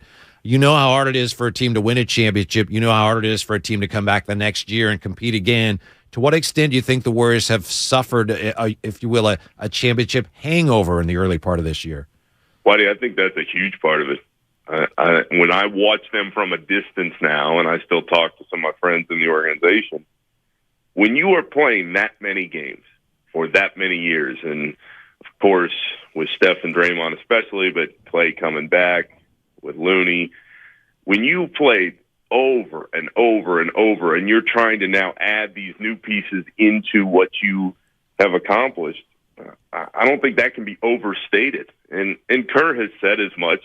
I've seen some of those quotes over time, but when you watch them, it's not that they're not playing hard. You just don't know night to night out of that core group, or I should say after that core group, what you're getting from those other pieces. And I know you guys have documented all of it through time, but that's the issue for me with this Warriors group right now is it just does feel like there's a hangover, and the amount of games and the amount of minutes, it's just kind of weighing on everybody. And, we don't have to go back through all the Draymond and Poole stuff, but I absolutely think that is a factor and was early in the year, because of course that's going to mess up the great chemistry that was built, especially over last season. So I think there are a lot of factors, but I say that the Warriors are still not a team you want to mess with. Nobody wants to see Steph in any kind of series. So I really don't care, frankly, what seed they fall into.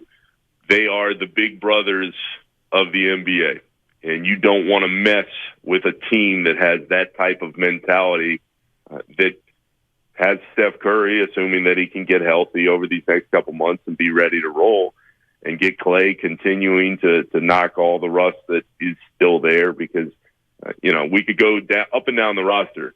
Guys, you see it every night. When you look at the box score, that is the difference in Clay. Clay, all those years before all the injuries, you knew exactly what you were getting, especially on the defensive end. It's just not the same.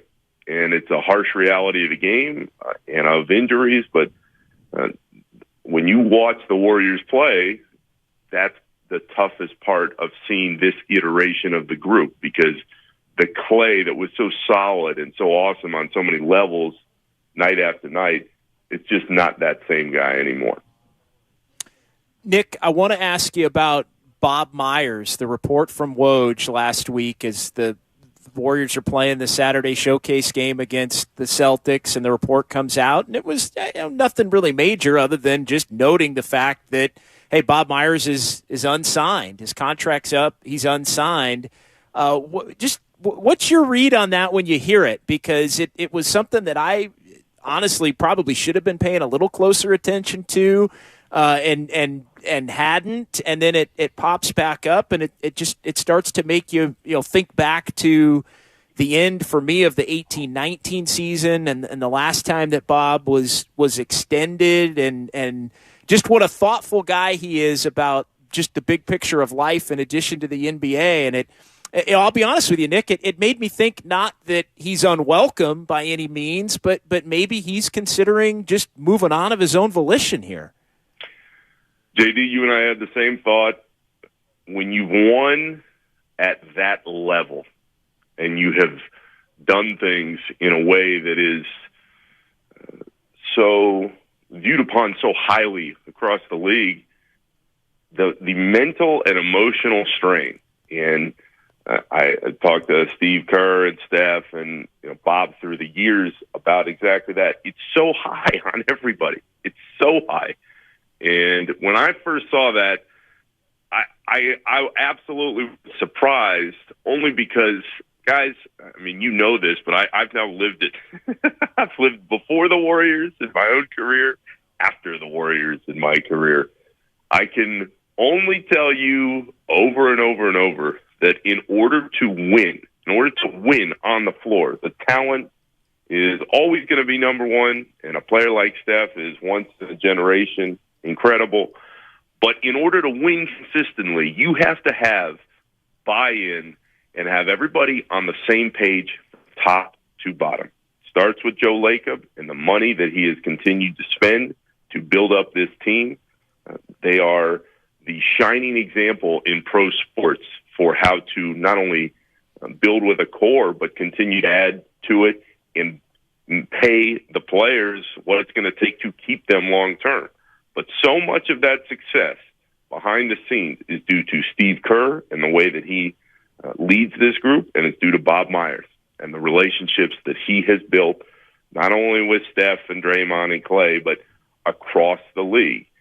Bob has done such a good job of maintaining what it is they want that Warriors culture to be about. I mean, he and Steve, because of Steph, I think, at the top, and Draymond and Clay, but he and Steve are always in there trying to find ways to fine-tune what they've done over this last 7-8 year stretch. And if the Warriors lose Bob Myers at this point, I think that is a big problem moving forward, at least for this core trying to win one more title after what they did last year.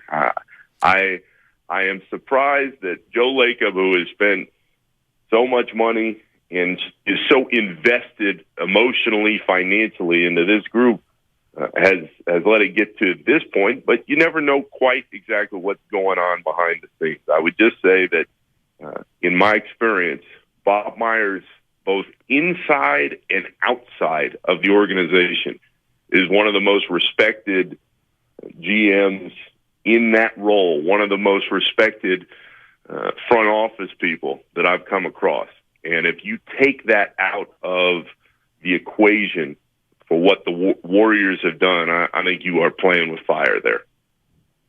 Nick, I'll get you out of here on this one. Assuming Draymond is playing and Wiggins is supposed to come back maybe even tomorrow against the Raptors for the remainder of the trip, what does it in your mind have to look like for the Warriors to keep fighting? Because I was having the conversation with Whitey earlier, and we've had it in the past.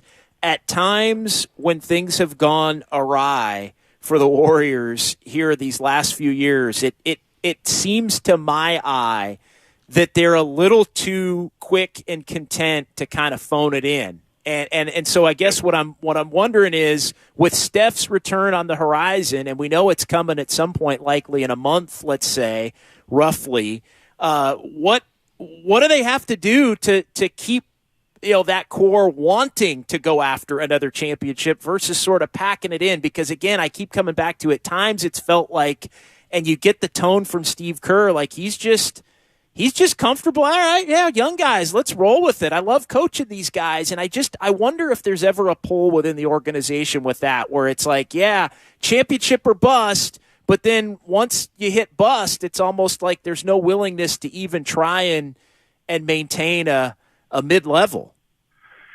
It is a really good question, buddy. And the way I would go at it if I were the Warriors, especially right now, is just to say, look, guys, we cannot just roll over in these games where we get pushed around early and the score kind of gets away from us. Steph is going to come back, and that will get us back, our leader and the guy that gives us the superstar power we're going to need. What I would say, though, is when you look at this schedule, I know y'all have, it doesn't look good right now. There are a lot of tough games on the horizon, especially on the rest of this trip. For the Warriors, they've just got to rely on the guys that got them there in the first place. And I know that is very tricky when you have Draymond, who, I mean, JD, we've seen it. When Draymond doesn't want to play anymore in these games. That Indiana game, I was cracking up like, oh no, here comes the Draymond ejection. Boom. Tapped out. And then he's got the injury last night. He pops up on, and it just like, what is going on here? I hate questioning a guy who's hurt, but I mean, how can you not, right? Given the history there. I'm right there with you. If I'm Kerr, as much as, and I know that's the narrative right now. All right, play the young guys. We'll see what Kuminga can give you. On and on and on. We've heard it. I mean, it is weird. It's like we always talk about those two teams. Now we're talking about like two teams within this season again. Yeah. A season where they are defending champs with winning that bonus title last year. If I'm Kerr, I'm bringing Draymond, Steph, and Clay, and Looney, and Andre. You know, I'm sure the voice is still as strong as ever in there. And I'm saying, guys, if we want to win again, we've got to find a way through this moment right now. We have got to make sure that we do not completely fall over and let the schedule just get away from us thinking, Steph will come back and save the day in 3 or 4 weeks. They have got to grind out a few wins right now. In order to do that, it's got to be the leaders. It's got to be the old guard who sets the tone. We can talk about Jordan Poole and Wiggins all day long. They're very important. The point here is the tenor of the next few weeks has to be set by the group that got them there. And if those guys can get that message through, specifically Draymond and Clay delivering most nights without Steph, I think they're going to be okay. And Kerr will say, all right, let's get into the playoffs and see what happens. If they go on a slide here, though, they might dig themselves too much of a hole to climb all the way back through whenever Steph does return. You know, Nick and JD, if I were Steve Kerr, I would say, hey, guys, look, Alan Smiley-Geach ain't coming through that door. Willie Cauley-Stein ain't coming through that door, all right? Eric Paschal is not coming through that door, guys. Oh my God, Whitey. Nick, I'm shaking right now. We'll end it on that note. Nick. Thank you so much for the time. And I think, if anything, the Nets are an indicator of, hey, things can turn. I mean, they were 3-6, they were 6-9. What is it, 12-3 now in the last 15 to get to 18-12. So it can be done, but health and stability have to be the way that it gets done. Thanks, Nick. Great talking with you. Nick. And we'll see you here soon. Only a month away from your trip out here to the Bay. Looking forward to it. I just hope, guys, that Kevin and Steph are finally on the floor together with fans. That would be a hell of a lot of fun. But great. I miss you both, and I hope everybody else is doing great out there. All right, Nick Friedel joining us here on 95.7 The Game. Good stuff, as always, from our friend of this show for sure. Yeah, everyone says, he doesn't like the Warriors. He's not that high on the Nets either right now, is he? They're playing well now, but they got an easy part of the schedule, and I don't consider them contenders. Interesting, as always. What a hater. What a hater. I'm just kidding. 888-957-9570. Thanks to Nick. We'll come back. Do you want to get into the Bob Myers news as well? That was something that I had noted. It is significant from Woj last week. We'll get into that. We'll reset everything. Final hour. Open up the phone lines again at 888-957-9570. It is Warriors this week at 95.7 The Game.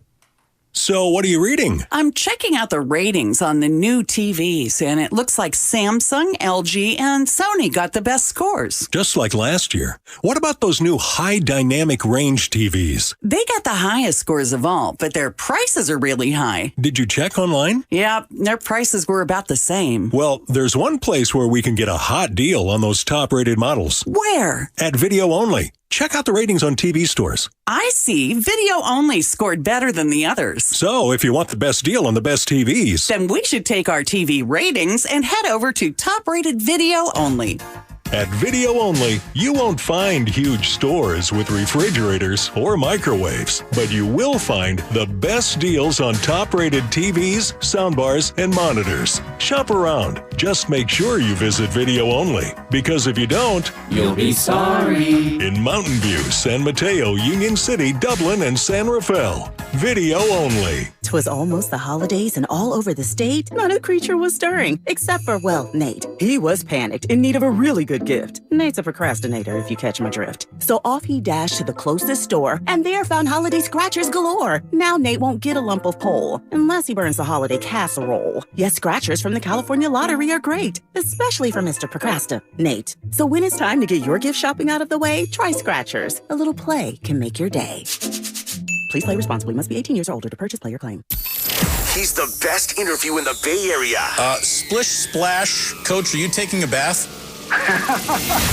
Did you hear a little water in the background? Yeah! He's a 9-time NBA champion. Not 5, not 6, not 7. And he's on with Damon and Ratto every single week during the NBA season. Wow. It's Warriors head coach Steve Kerr on 95.7 The Game. Presented by Xfinity. Supercharge your home with supersonic Wi-Fi. Unbeatable internet only from Xfinity. Hey, Santa Clara County sports fans. The new Omicron booster is here and available for everyone 12 and older. Remember that kids can get really sick with COVID and the effects can be serious and long-term. You can't be at the top of your game when you're super fatigued. So keep your athletes safe this fall and winter with this important booster. And of course, wear a high-quality mask whenever you're inside with lots of people. Visit sccfreevax.org or call 211 to make your booster appointment. Stay healthy and stay in the game. Homeowners are choosing the beauty of Milgard Trinsic Vinyl featured at Dolan's. Narrow frames, the contemporary look, the color choices, perfect white and tan, and an array of custom exterior colors. And that's only the beginning. The innovative Smart Touch window locks exceed California's rigorous forced entry codes plus energy efficiency for comfort. Discover Milgard's vinyl benefits in the Ideas section at dolanlumber.com. End this year on a high note at Big O Tires year-end sale. Get great deals on name brand tires for cars, pickups, and SUVs. Plus, save on auto care services with financing options available on credit approval. Visit BigOTires.com for all year-end sale offers. Ends January 8th. Christmas time is here with greatest deals on power tools at Fasteners Inc. Tool Outlet. Save $100 on a Makita 18-volt rear handle circular saw and take home 2 free batteries to top it off. Fasteners Inc. at 2897 Monterey Road or fastenersinc.net. Bay Current, a KCBS Radio original podcast. I started it and made just a terrible, terrible, loud noise. That's the telltale sign that you're another victim in the Bay Area's latest crime epidemic, catalytic converter theft. On the latest episode of Bay Current, we examine why thefts are up 185% since 2018. You start to get into more organized crime. Subscribe to Bay Current on the Odyssey app or wherever you get podcasts. What's the matter, Kate? I think John is cheating on me. Why? He claims to suddenly have ED, but he used to be an animal. Oh, maybe he has low testosterone, a normal part of aging. Ken had that problem, and at Balanced Medical Solutions, they ran labs and evaluated him for only $99, and he found a solution that revived him completely. Guys, why suffer? Regain your vigor today. Call now, 510-679-3300 or visit balancedmedicalsolutions.com. Hey guys, this is Keenan Thompson. I have a problem with you. Yes, you. None of y'all told me that AutoTrader has millions of new and used cars that I can shop from home. I thought we were friends. I put smiles on your face, but I'm not smiling. No one told me that with AutoTrader, a dealer can deliver cars to my home or that I could shop by price on AutoTrader. No one. Consider this friendship that you just learned we had officially over. Finally, it's easy. AutoTrader. You're listening to 95.7 The Game, KGMZ FM at HD1 San Francisco. An Odyssey station.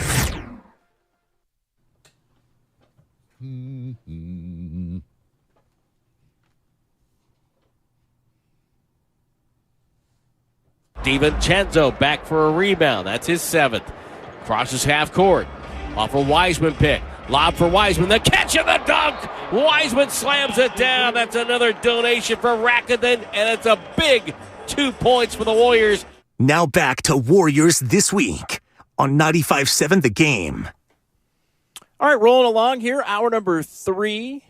John Dickinson and Whitey Gleason. 888-957-9570. Warriors 118-106 losers last night in Philadelphia. On to Toronto. And the chance, Whitey, that Andrew Wiggins could possibly be back in the fold. It was nice to hear Steve Kerr optimistic on the prospect of Wiggins potentially making a return tomorrow. That would help. You get him back, you get Draymond back, and you try and cobble it together the best you can without Steph and keep this team in the race, as best as they possibly can. You got a better shot of doing that with two-way Wiggs back in the fold. Yeah, I mean, look at last year. At the end of the year, last 5 games of the year, the Warriors playing without Steph, and they won them all, right? So last year they did a really good job without Steph. I'll say this: they will need Wiggins. They'll also need more leadership from Draymond and Clay. And here I said, I'm going to be more positive today, but you talked about it with Nick Friedel. Draymond, I don't know, if he says he's hurt, okay, he's hurt, but the way he tapped out of the Indiana game and then Clay last night, the way he wasn't shooting well and let that affect the rest of his game, that's not leadership. It's one thing the Warriors need from those guys. It's not unfair to expect that from two guys who've won multiple championships, Hall of Famers, especially when your best player, best shooter ever, one of the best players ever is out. They need leadership from those two guys. And last night they didn't get it. No, they didn't get it, and they need it. And I think this is the time where, to me, it's on Clay and Draymond to hold this thing together as the guys that have been here for all of the championships and almost demand it. Like, hey, we're not going to get 8-10 games under 500 and allow this thing to completely go awry.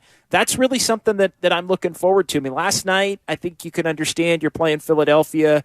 That's going to be a tough ask. You don't have Wiggins. Draymond is out, and you're still trying to deal with not having Steph. But moving forward here, I think there needs to be a higher expectation for what this team brings to the table on a night-in, night-out basis if Steph is, in fact, the only one of that championship core that is sitting out. Well, who was the Warrior this week? We found out there was a player on the team that said, hey, we just have to play like we're the Warriors. Who was it? It was DiVincenzo.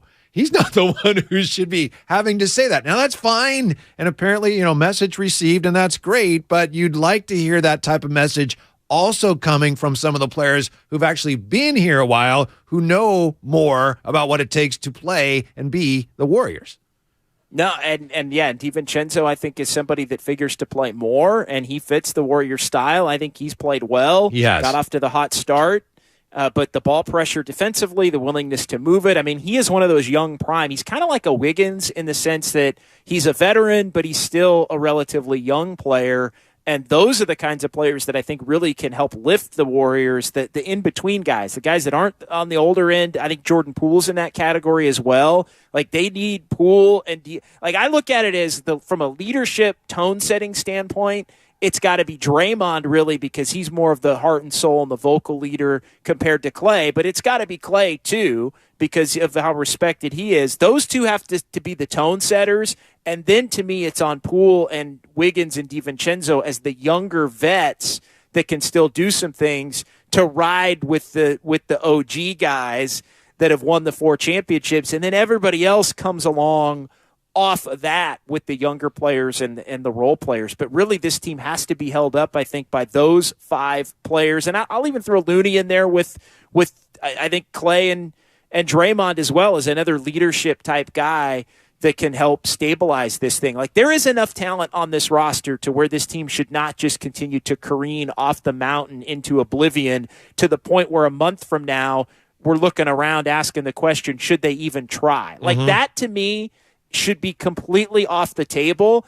And if they play that badly, then we got to start taking a harder look at everybody, I think, in this situation. That sort of losing should not be acceptable. Well, Kevon Looney certainly did everything you could ask from him last night in his quiet, unassuming way.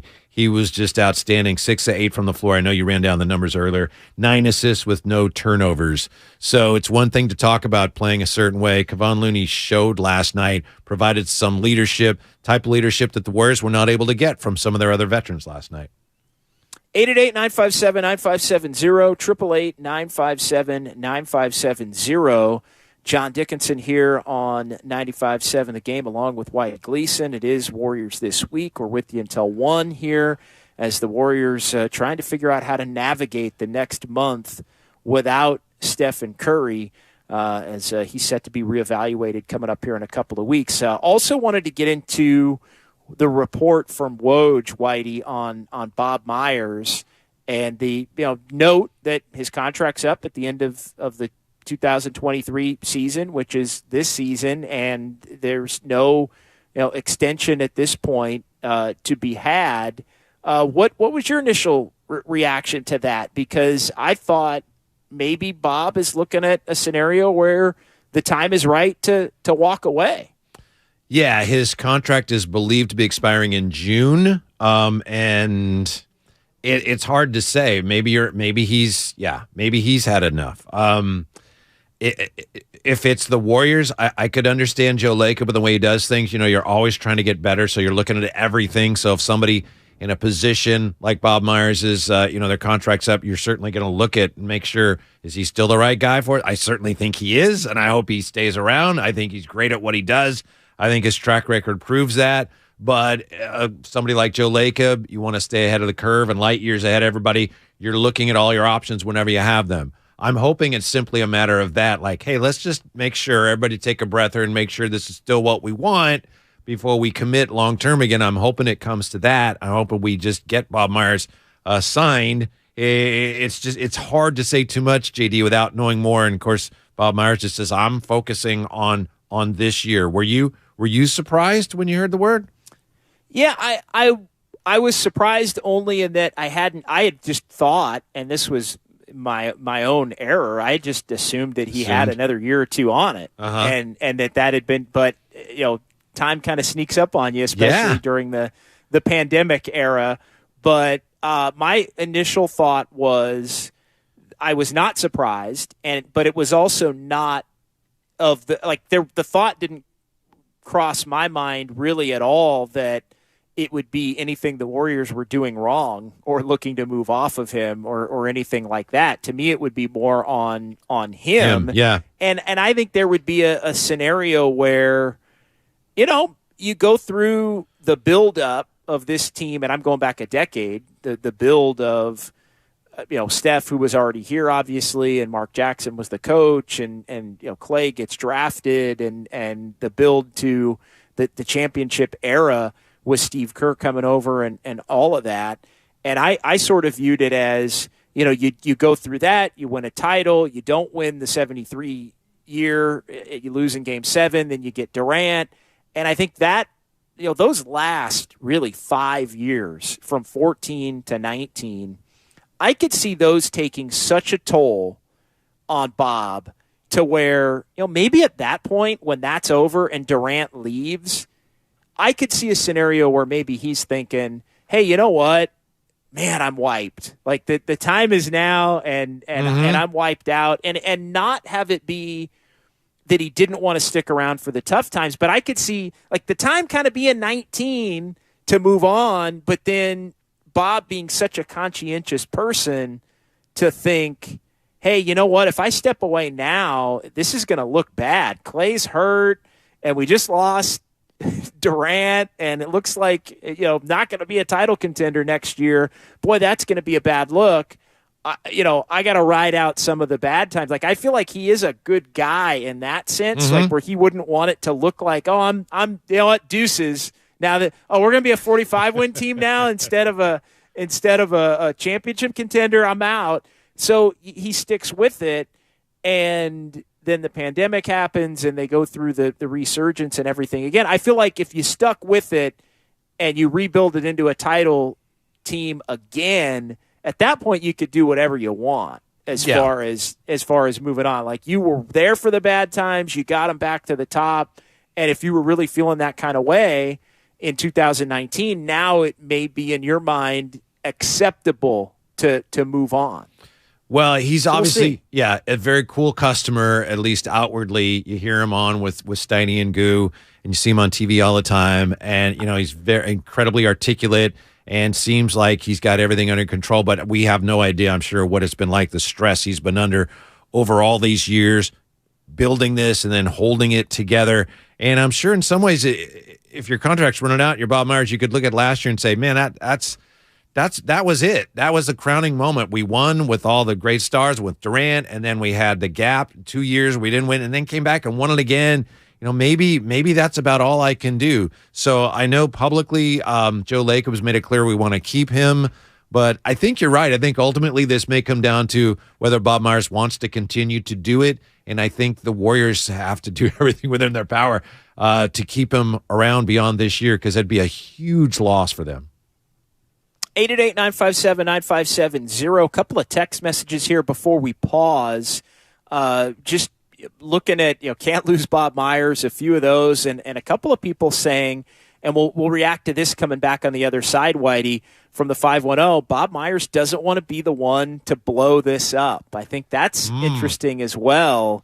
We'll dive into that coming back because, Steph and Clay and Draymond and that championship core. Now Wiggins is here, Looney's been around, and the two timelines. Could that play a role ultimately in the decision. We'll get into that. We'll get to the phones at 888-957-9570 as Warriors This Week rolls on here on 95.7 The Game. Meet Joe A, Hi. Joe B, Hello. and Joe C. What's up? 3 everyday Joes perfecting their banking with Chase. Joe A is locking his lost debit card with the Chase mobile app. Joe B is cruising toward his new ride with AutoSave. And Joe C's Chase banker is helping him budget to go back to school. Tools that help protect, support for what's next. One bank that puts you in control. Visit chase.com/checking. Chase, make more of what's yours. Chase mobile app is available for select mobile devices. Messaging and data rates may apply. JP Morgan Chase Bank, N.A. member FDIC. Television sales on Black Friday set new records as millions of Americans snapped up the hot deals. But a lot of people were out of town or too busy to take advantage of the special pricing. So, how about a redo? Right now, you've got a second chance to save big on many of the top-rated Samsung, LG, and Sony TVs. Where? At Video Only, where the smart shoppers go. So, don't miss out. Check out Video Only now, or you'll be sorry.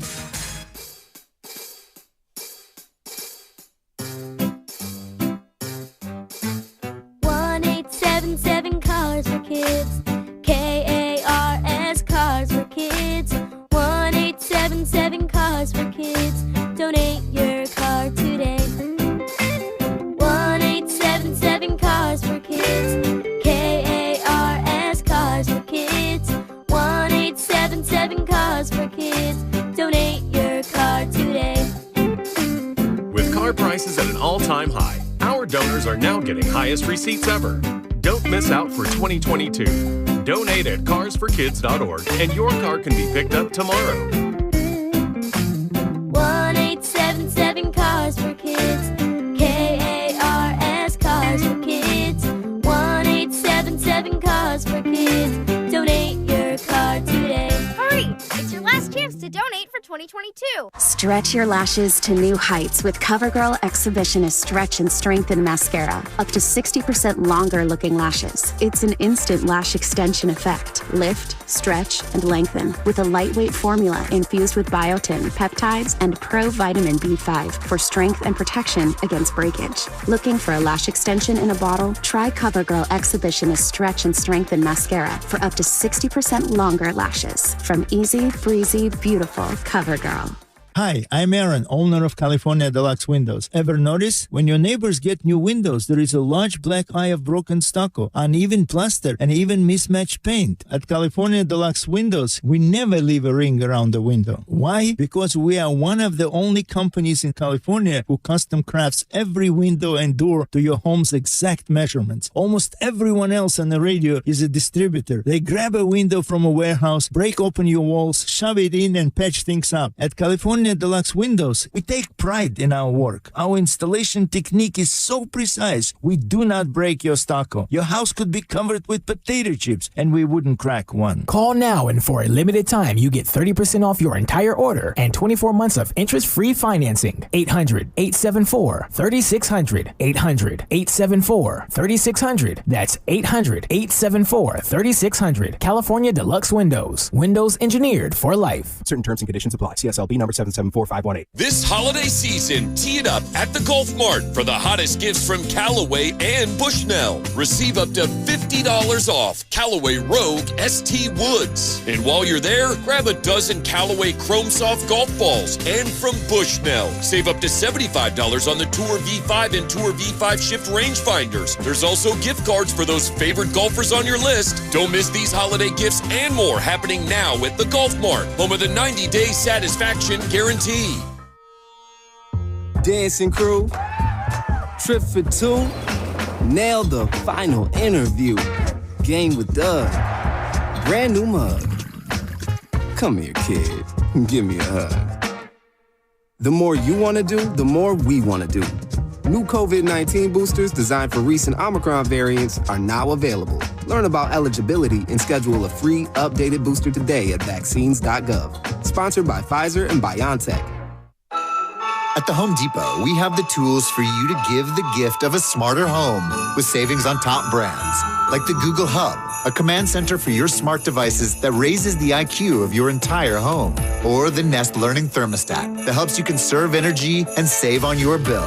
And if you don't know what to get, gift cards are a smart gift no matter what they get. So this year, gift smarter with savings on tools to make your holiday magic. The Home Depot, how doers get more done. Here's to Prilosec OTC. Just one pill each morning and no heartburn all day. My holiday hero. Prilosec OTC. 1 pill a day, 24 hours, 0 heartburn. It's possible while taking Prilosec OTC. Use as directed for 14 days to treat frequent heartburn, not for immediate relief. Get in zone, AutoZone. Welcome to AutoZone. Thinking about gas mileage? If your check engine light is on, it may be affecting your MPGs, but the free AutoZone Fix Finder service can help. With the most complete free warning light report backed by technician-verified fixes, you'll know what's affecting your gas mileage and more. And you don't have to drive too far to find the fix. The free AutoZone Fix Finder service is available at all 6,200 stores. Get in the zone, AutoZone. See details at AutoZone.com.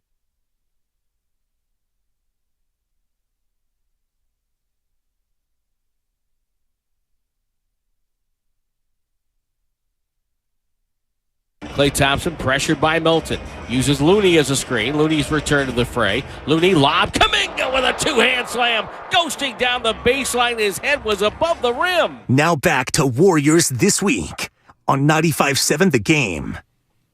All right, John Dickinson and Whitey Gleason, 888-957-9570. Warriors This Week as the Warriors and the Raptors tomorrow here at 95.7 The Game.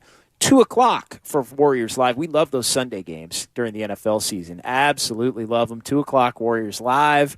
3 o'clock Warriors and the Raptors. They don't give a damn about the NFL in Canada. They need to get their Raptors at 6 o'clock Eastern on a Sunday night, Whitey. That is a weird team, the Raptors. They play positionless basketball. They don't overly impress you with their ability to shoot the basketball, JD. I'll just leave it at that.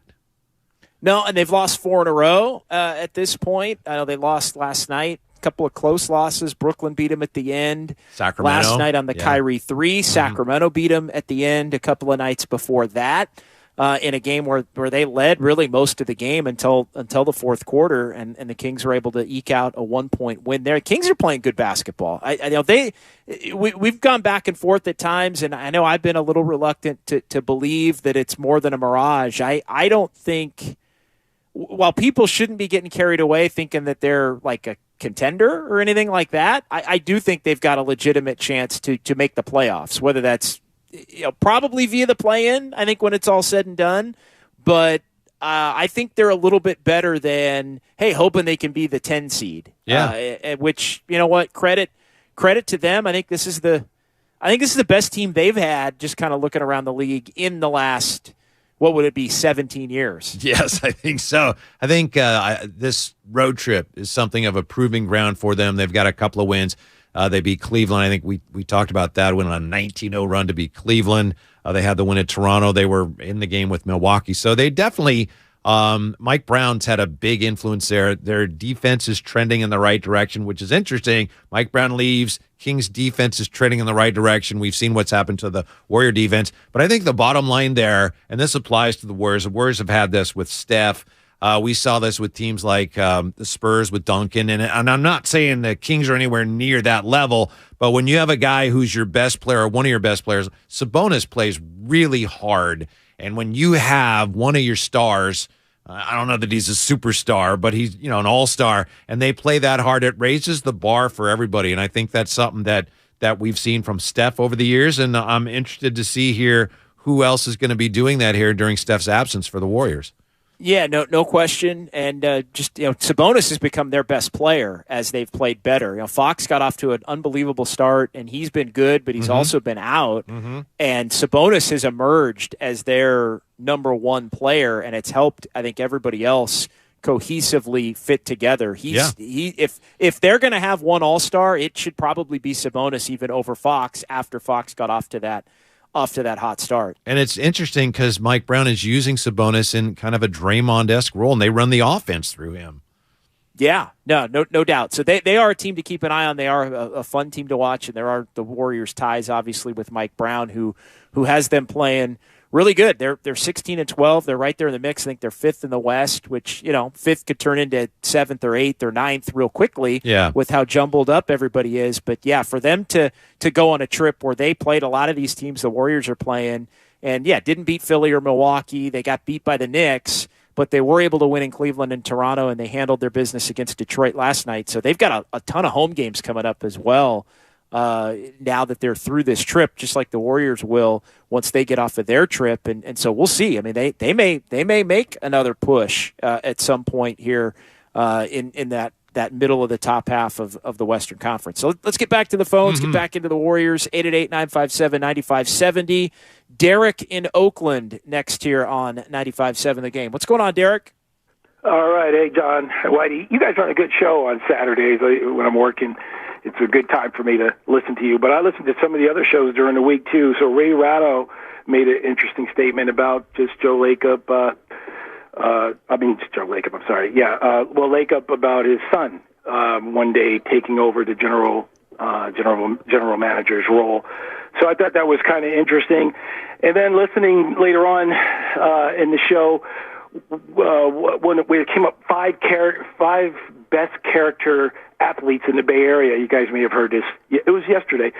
And, I mean, the guy saying that Draymond was in the top 5, he's a nice guy off the court. Listen, the reason why I'm calling you guys, Draymond Green was the guy at the podium at the end of the during the finals when you have your kids on the podium with you. All kind of F-bombs. I mean, there's curse words and then there are curse words. So, I mean, I'm like, when is the Bay Area going to get wise to this? And the guy should have been traded years ago. And maybe Bob Myers doesn't want to, he's tied in with Draymond and maybe, because they should have traded him years ago is what I'm trying to say. And the guy certainly doesn't have any character. I mean, he's a good guy off the court. He made the, he basically, the top story in the NBA this year so far has been his punch to Poole. I mean, it's outrageous how the Bay Area media sometimes covers it. And you guys, really don't do that. And even Steiny and some of the other shows and Ray, they don't do that either. But it's like a lot of people don't call this guy out, man. And of course not playing when Steph's not around because, look, I'm a New York Knicks true fan when they had Ewing and Mason and Oakley. Those guys played defense, man. I mean, in the 2022 era, Draymond plays, and he's playing better this year. So I'm not gonna downgrade him about that. A lot of ball movement. He is moving better. But all of this comparison to like he's the best defensive player ever to play. There's a bunch of in the Bay Area kind of goes along with it. And before I go, guys, I want to say this thing. I mean, I loved it when the Warriors were playing in Oakland. I used to wish they would use the name Oakland, but we don't have to go down that list anymore. But it hurts a lot of times when you see them, and all the major networks are showing the when they go to the commercials or come out of the commercials, showing the beautiful scenery of San Francisco. I love San Francisco too, but it does hurt a lot when they never really ever really did that when they were here in Oakland. And I know it's about the money and. The $4 billion team.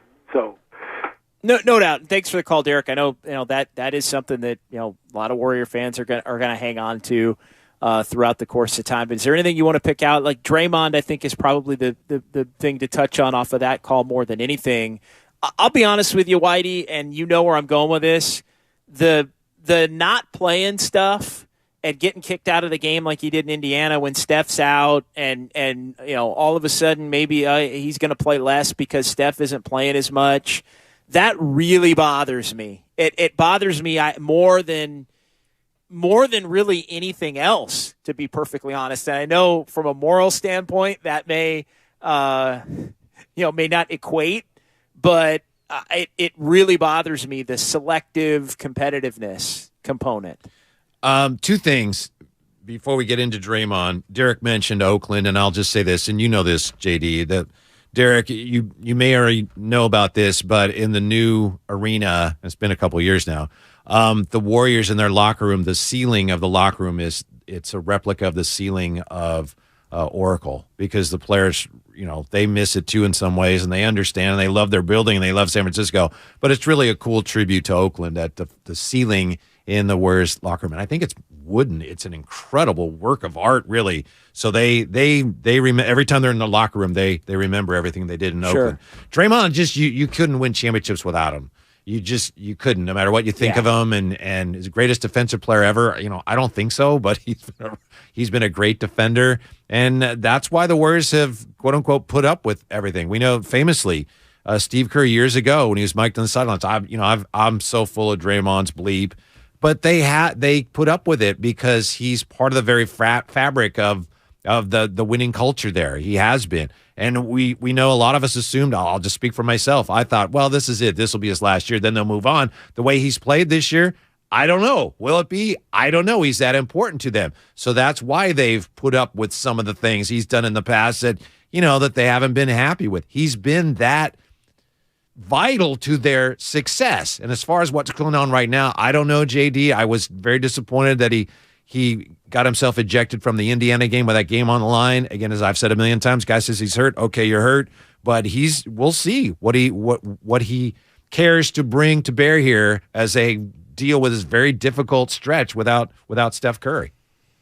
888-957-9570. You nailed it. They don't win championships without him. So as far as the should have been traded years ago, like if he had been traded 2 years ago, they wouldn't have won the title last year. So, I get it. It's just, he's almost admitted in some ways that he's a front runner, right? That he has a hard time getting up for the games that, even when they have everybody, I think, there are certain games that motivate him more than others. And I think, that was part of the problem for the veteran core collectively, as we've talked about early in the season, is they were just kind of championship hangover wanting to coast. I think that's gone now.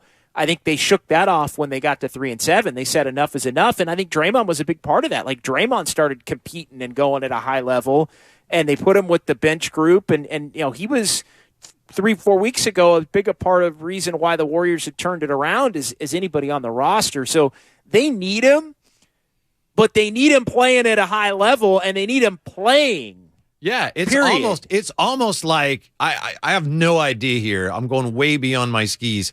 It's almost like a passive-aggressive thing. Like, you know what? You guys haven't really appreciated what I've done, and I've always been in the back seat doing all the dirty work. So now this game, I don't want to play. And you know what? I'm entitled to that because I've done so much more heavy lifting than has ever been acknowledged. I'm just not – you need me this game? Oh, well, I don't feel like giving it to you because I've got that coming to me. I mean, sometimes I almost get that kind of feeling from Draymond. I think, you know what? I think that's an excellent way of looking at it. That would not surprise me in the least. Dave in Fremont on 95.7 The Game. Hey, Dave. Hey, good afternoon, gentlemen. Thanks for taking the call. Dub Nation, I love it. Yeah, it's been pretty brutal with, the transition with a new team here. And, I do like what I see. I mean, it's just about gelling and getting these youngsters to play on point. And then I think Poole is I think he was the one that kind of got us in the hole last night and then kind of climbed out of it because of him. So it was like a deceiving game for him, right? Because he's been playing out of control. He's got to come under control, and he's not doing that. And then Wiseman, I think Wiseman's going to do great. I mean, this is a whole nother dimension, and I think our guys are even missing. He could have had more points last night, but they're not, looking for him specifically for that, in the middle alley-oop thing. And then you guys are talking about Draymond. Hey, man, we need edge. Every team needs an enforcer, right? I mean, that's what I'm hoping rubs off on James Wiseman is we need him to become pick up some pointers from Draymond on being more rough and tumble, right? I mean, we need him to be a smiling assassin because he's got a really, personable attitude, and I think he's starting to get it, but it looked good last night. I think we're coming together, but we got to cut out the willy-nilliness of Poole. He's got to step up and become much more focused. What do you think, guys? Yeah, appreciate the call. He was bad in the first half. He was good in the second half. I think it was nice that he was able to rebound after the tough start, and DiVincenzo was able to carry him, Whitey, to where they were in the lead and in a position to where they were competing in the game because of the way that he played. But yeah, Poole's bad games and even bad stretches within games has really had a significant negative impact on the Warriors throughout the course of the season to this point. His bad has been like game-altering bad. He really struggled early in the year with a lot of things, and it wouldn't be hard to imagine that might have something to do with getting punched by his teammate. I don't know. It's a fact. I do think, and he had his moments last night. Right now they need him. He had 29 last night on 20 shots. Let's see, 4 and 9 on the three-pointers. He did have a lot of turnovers. I just think at this point, the up and downness of it, I think that's always going to be part of his game. I think overall he's going to be a plus, but I think there's always going to be stretches there where, he's throwing up bad shots. It's like, man, that didn't hit anything, or bad turnovers. Hopefully he can minimize those, but I just think he's always going to be a little bit streaky. I don't think he's ever going to be as consistent as Steph. And that's a very high bar, which is hardly a criticism. He's not going to be a Steph Curry. But in some ways, Clay before he got hurt and Steph, they were so consistent. And Jordan Poole obviously has made tremendous strides. He's already a better player than I ever dreamed he would be. But the more I watch him, I just think the streakiness is always going to be part of his game, JD. Maybe I'm wrong. I hope I am, but that's how I see it. Well, and he played at a high level, at least scoring the ball in the games where Steph didn't play down the stretch. That was when he found it and carried it into that first round of the playoffs against Denver last year, and the Warriors need him to do that. Nobody's Steph. Mm-hmm. Steph's otherworldly, but Poole can do some of the things from a scoring standpoint that Steph does, to where, if he can get you 20 to 25 a night, that helps offset some of what you lose. And if you can compete every night, like that's the thing for me with the Warriors, is you got to be able to compete every night at a high level to be able to win games against some other teams that maybe don't have it here or there. Yeah, and defense is the other issue with him, but he's already, where would they be without Jordan Poole right now? I don't even want to think about it. 888-957-9570, 888-957-9570. John Dickinson and Whitey Gleason here. Warriors this week on 95.7 The Game. As we're trying to make sense of what the Warriors do here. Can they become a championship contending team again? What do they have to do with Steph Curry out in an attempt to set themselves up for when Steph Curry returns? When does he return? Don't know. But the thing that I do keep coming back to, Whitey, is they got to get everybody else in the fold and on the same page and develop their own way to play without him that allows them to remain competitive and try and win a game or two on this road trip. If they can, just get one, and then we'll see. Come home and I think there's going to be a lot of games to where the Warriors are going to have to play well. If they do, they can win. And I think in a lot of ways, how the Warriors fare here in the next 2 to 4 weeks is going to determine how hard they fight to make a run down the stretch, and to what level they can even make a run down the stretch. Yeah, Steph Curry will be reevaluated in 2 weeks, and I think the Warriors season will be as well. Dave made this point, JD. What do you make of this? It's an interesting point. How true is it? A lot of people are saying this. Dave said, for the Warriors, it's just a matter of getting the youngsters to play on point. It's more than that, though, right? I mean, you need at some point, unless you're just going to say, all right, JaMychal Green we shouldn't have brought him in. You need some of these veterans to play well. Also, it's not just on the young guys, and it's not on the young guys that even before Steph got hurt, that the Warriors were struggling to win games, in clutch situations. So that's a big part of it, but it hasn't all been just, the young guys haven't delivered this year. Yeah, they haven't measured up, but there have been more problems than that, and some of it has to do with the fact that the veterans the Warriors brought in haven't delivered, and the guys that have been here forever haven't played as well down the stretch of some winnable games.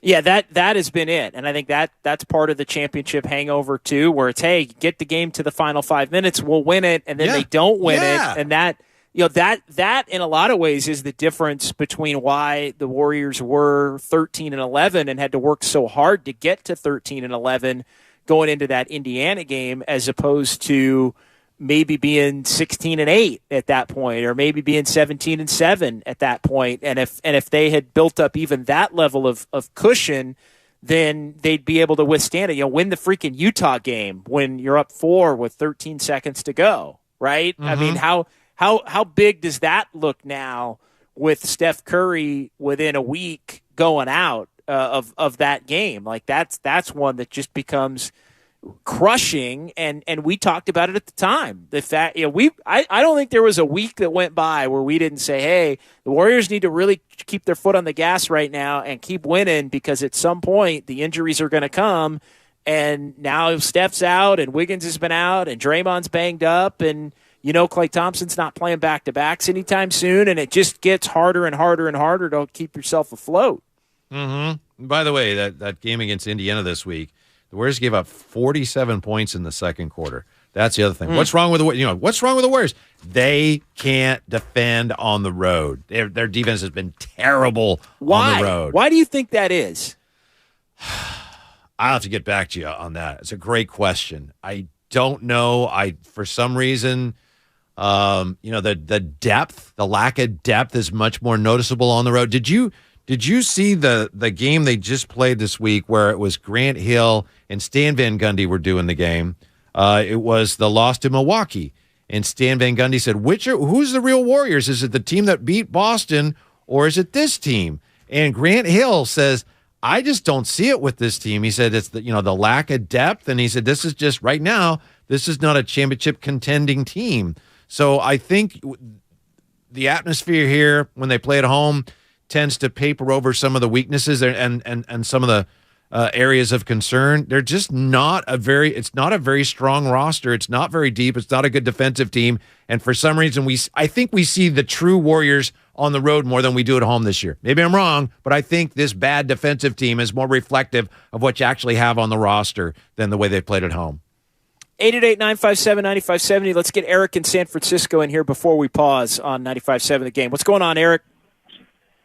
Hey, guys. Good afternoon. So I wanted to weigh in on your thoughts on this. I think a lot of the Warriors' problems stem from actually Joe Lacob himself and his obsession with becoming the next Lakers.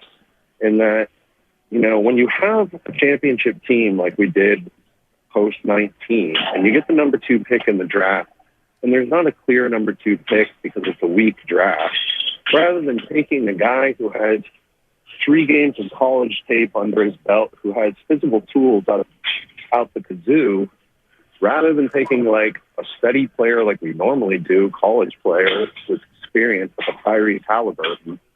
He really has put the system with the team behind the 8 ball, because he drafted someone who's going to need years of development before they reach their potential versus a college guy. I mean, imagine how much better we'd be looking with Steph out if we had Tyrese Halliburton running the point, or if we had Franz Wagner instead of Kuminga. Now, I love Kuminga, but again, it's still going to take a bunch of years for him to reach his apex. And so I really think it's Joe Lacob's obsession with being the next Lakers as opposed to trying to be the next Bulls of winning 6 out of 8 that, has really put this team to the point where I don't really see any way we compete for a championship without basically selling all our prospects for cents on the dollar and getting some rotational pieces.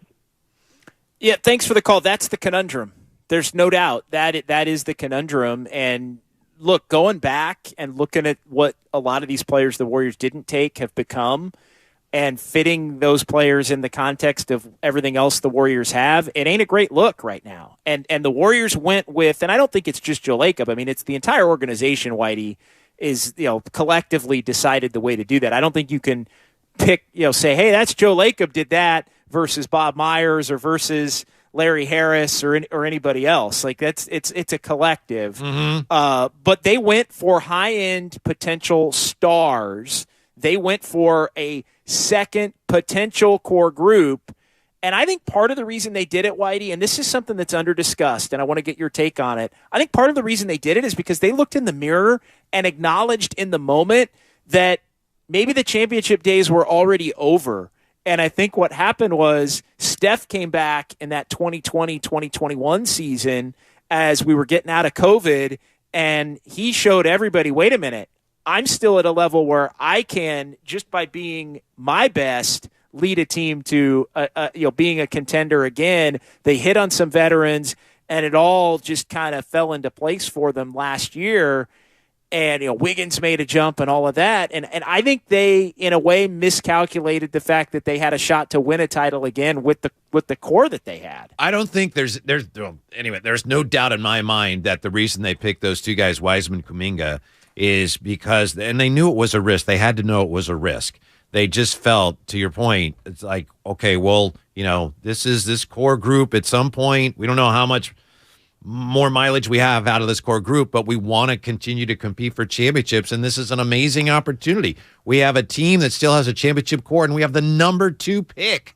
So let's take full advantage of that, and let's get a guy who's going to be a foundational piece. We don't know for sure, but James Wiseman, look at the talent. So they gambled, and it looks to this point like they lost on Wiseman. Maybe not.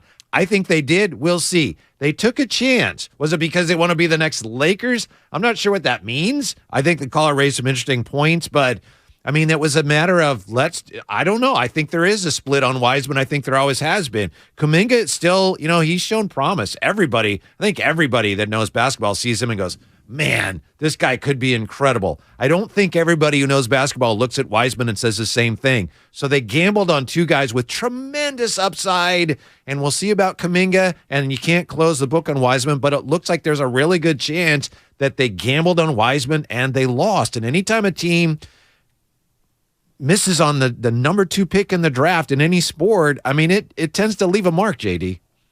All right, he's Weddy Gleason. I'm John Dickinson. We'll come back. We'll wrap things up rapid fire on some phone calls. Everybody we've got on the board on 95.7 The Game. Hi, I'm your unused PTO. It's almost the end of the year, and if you don't put me on a timesheet, I will be gone forever. Use me or lose me. Let's get away. It's getaway time. Get our best deals of the season on a new Hyundai. It's your journey. Own every mile at the Hyundai Getaway Sales Event. Now get 0% APR, 0 payments for 90 days, and $500 bonus cash on select vehicles. Hurry to your local Hyundai dealer now during the Hyundai Getaway Sales Event. Offer ends 1/3/23. Call 1-562-314-4603 for complete offer details. So, how's your research going? Surprising. After I figured out the top-rated TVs in our price range, I went shopping for deals. And who's the best? It wasn't the internet, and it wasn't the warehouse club. But? It was video only. They had better deals on the Samsung, LG, and the Sony TVs that got the highest scores. Better than online and at the club? I know! Video only beat them all. And now we can afford an even better model for the same price. My research really paid off. If we buy it video only. Exactly. Otherwise, we'll be sorry. At Video Only, you won't find huge stores with refrigerators or microwaves, but you will find the best deals on top-rated TVs, soundbars, and monitors. Shop around. Just make sure you visit Video Only, because if you don't, you'll be sorry. In Mountain View, San Mateo, Union City, Dublin, and San Rafael. Video Only. Get fast, reliable speeds at home and on the go with internet and mobile from Xfinity. Now through December 21st, new customers can get 1.2 gig internet plus Xfi Complete with unlimited data and Wi-Fi equipment included. It's just $50 a month for 2 full years with no annual contract when you add Xfinity Mobile with unlimited data at regular rates. Plus, get $200 back. Go online, call 1-800-XFINITY or visit a store today. Requires paperless billing and auto pay with stored bank account. Restrictions apply. Taxes and fees extra. Xfinity Mobile requires Xfinity Internet. After promo, regular internet rates apply. Actual speeds vary. End this year on a high note at Big O Tires year-end sale. Get great deals on name brand tires for cars, pickups, and SUVs. Plus, save on auto care services with financing options available on credit approval. Visit BigOTires.com for all year-end sale offers. Ends January 8th. At Harris Ranch, we do beef. Just like we've done for over 50 years. Beef that's raised locally right here in California. Tender steaks, awesome burgers, and California classics like tri-tip roast. The flavor you crave. The quality you trust time after delicious time. Come on, it's time to get out and grill. Harris Ranch, we do beef. Legendary beef, legendary quality. Homeowners are choosing the beauty of Milgard Trinsic Vinyl featured at Dolan's. Narrow frames, the contemporary look, the color choices, perfect white and tan and an array of custom exterior colors. And that's only the beginning. The innovative Smart Touch window locks exceed California's rigorous forced entry codes plus energy efficiency for comfort. Discover Milgard's vinyl benefits in the Ideas section at dolanlumber.com. If you want to experience the unmatched flavor of live fire grilling, then look no further than the Big Green Egg. Forget the pellets, the propane, the knockoffs. Roll with the best. An authentic Big Green Egg grill backed by a free lifetime warranty. Yeah, lifetime. It's that good. Grill, roast, smoke, or bake. It's versatile, easy to light, and simple to use. Shop online for free home delivery at biggreenegg.com. That's free home delivery to your door. Let your grilling adventure begin. Visit biggreenegg.com.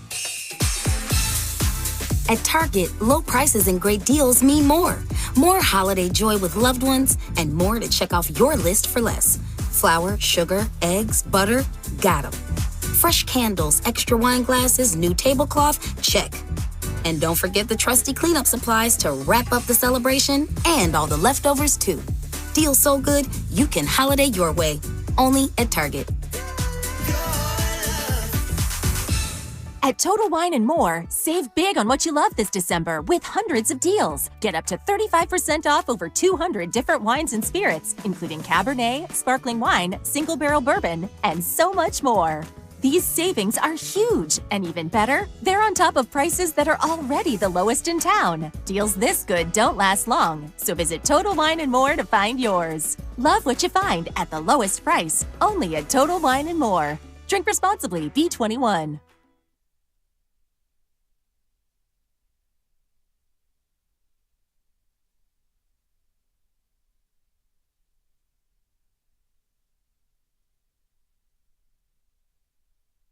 I think there's a chance. I talked to him today, and he was hopeful, but there hasn't been a decision made yet. Now back to Warriors This Week on 95.7 The Game.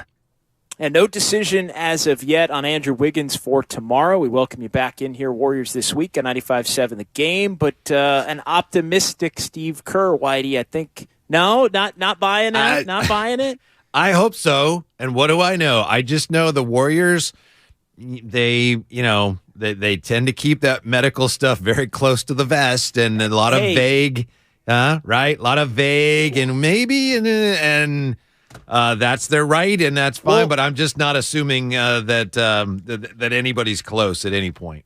I wouldn't assume, but I also expected when I heard the question asked for Steve Kerr to say, "Now we're going to reevaluate him on Monday. He's out for Sunday." So, okay, yeah. I do think that is a step, and we'll see. I think the injury report comes out.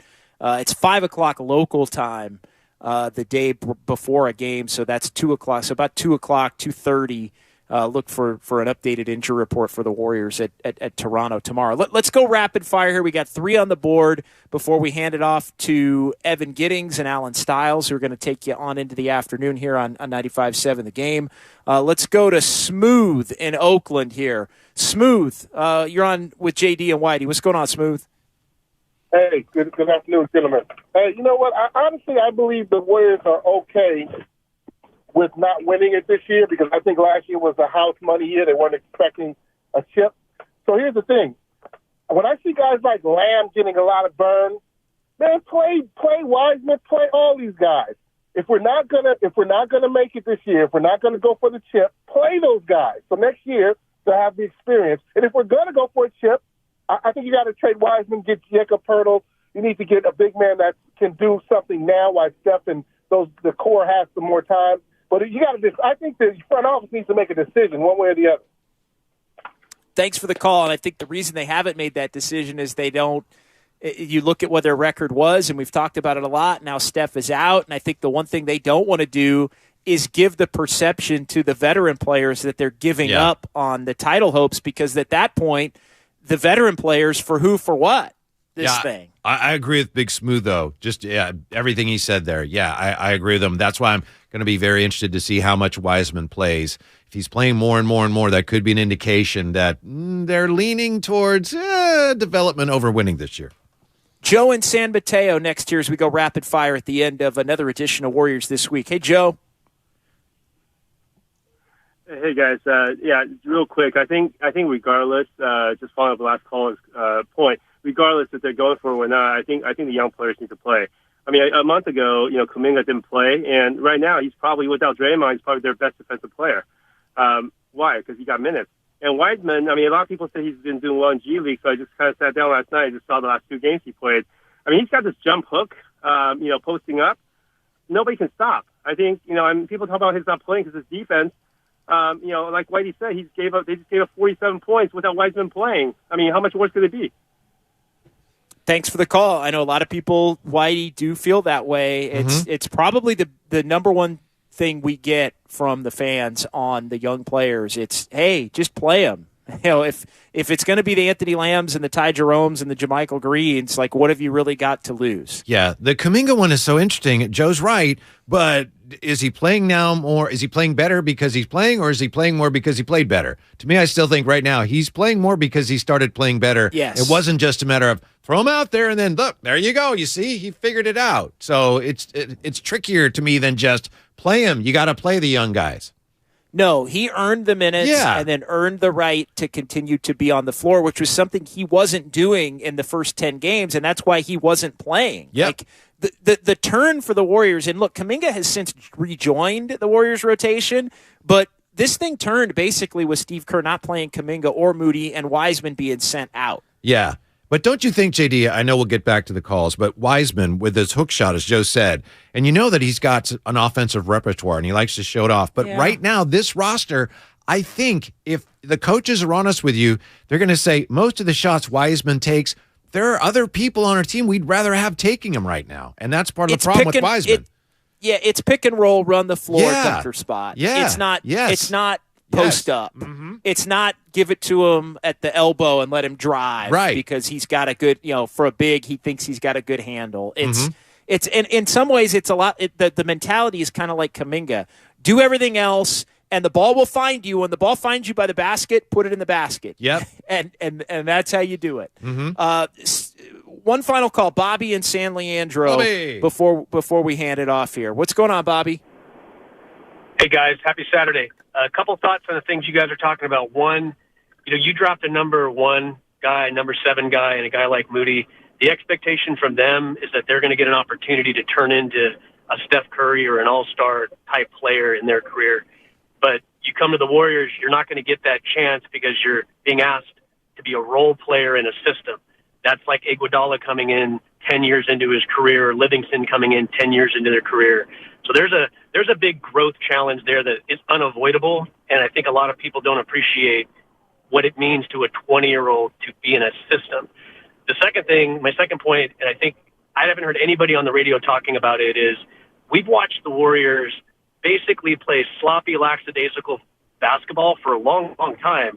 But when they want to, they just turn the switch and they just beat the crap out of their opponent and come back, and everybody's high-fiving and nobody really cares. But what we're seeing is players playing older, right? They're playing older. The league has caught up. The league is younger. The league is faster. And now all of a sudden, all season, every little mistake, they can't just simply roll teams over and dominate. And I think we're actually starting to see a team that has to play better. They have to play perfect because they're not 23 years old collectively changing and redefining the league. The league is all playing the same way they are. Thanks, Bobby. I think that's a phenomenal point. That's maybe a caller of the day type of a point here, Whitey, in our final minute. Yeah, we had some good callers. I'll back you up I'll back you up. Yeah, call of the day. Good way to end the show. There's more to it than just that, the age factor, but that's certainly part of it, and the depth is a huge part of it too. Just the margin for error. I mean, the Warriors would get away with a lot more because their high end would be much higher. Like, they could get down 8 playing terribly and wipe it away in 45 seconds because they were able to flip the switch. And I think there have been times, especially in the 3-7 portion, where they tried to flip the switch after just letting the game go to start, and then it got to the point where they were looking for something and it wasn't there. Whitey, great stuff, my man. Thanks. It was fun. Enjoyed it. Appreciate it. Look forward to the next time, JD. We'll talk again next week. For Whitey, I'm JD. Evan and Alan are coming your way next. Keep it locked right here on 95.7 The Game. Television sales on Black Friday set new records as millions of Americans snapped up the hot deals. But a lot of people were out of town or too busy to take advantage of the special pricing. So, how about a redo? Right now, you've got a second chance to save big on many of the top-rated Samsung, LG, and Sony TVs. Where? At Video Only, where the smart shoppers go. So, don't miss out. Check out Video Only now, or you'll be sorry. What's up, San Francisco? If you're a fan of the team, which I'm sure you are, you've been following Christian McCaffrey light up the competition. This season, Christian will be hydrating himself with Body Armor sports drinks. It has potassium-packed electrolytes, antioxidants, and no artificial sweeteners, flavors, or dyes. In fact, Body Armor has 820 milligrams of electrolytes per 16-ounce serving. Body Armor is the sports drink of choice for Christian McCaffrey. It's more than a sports drink. It's Body Armor sports drink. Available at your local Safeway. Hi, I'm Aaron, owner of California Deluxe Windows. Ever notice? When your neighbors get new windows, there is a large black eye of broken stucco, uneven plaster, and even mismatched paint. At California Deluxe Windows, we never leave a ring around the window. Why? Because we are one of the only companies in California who custom crafts every window and door to your home's exact measurements. Almost everyone else on the radio is a distributor. They grab a window from a warehouse, break open your walls, shove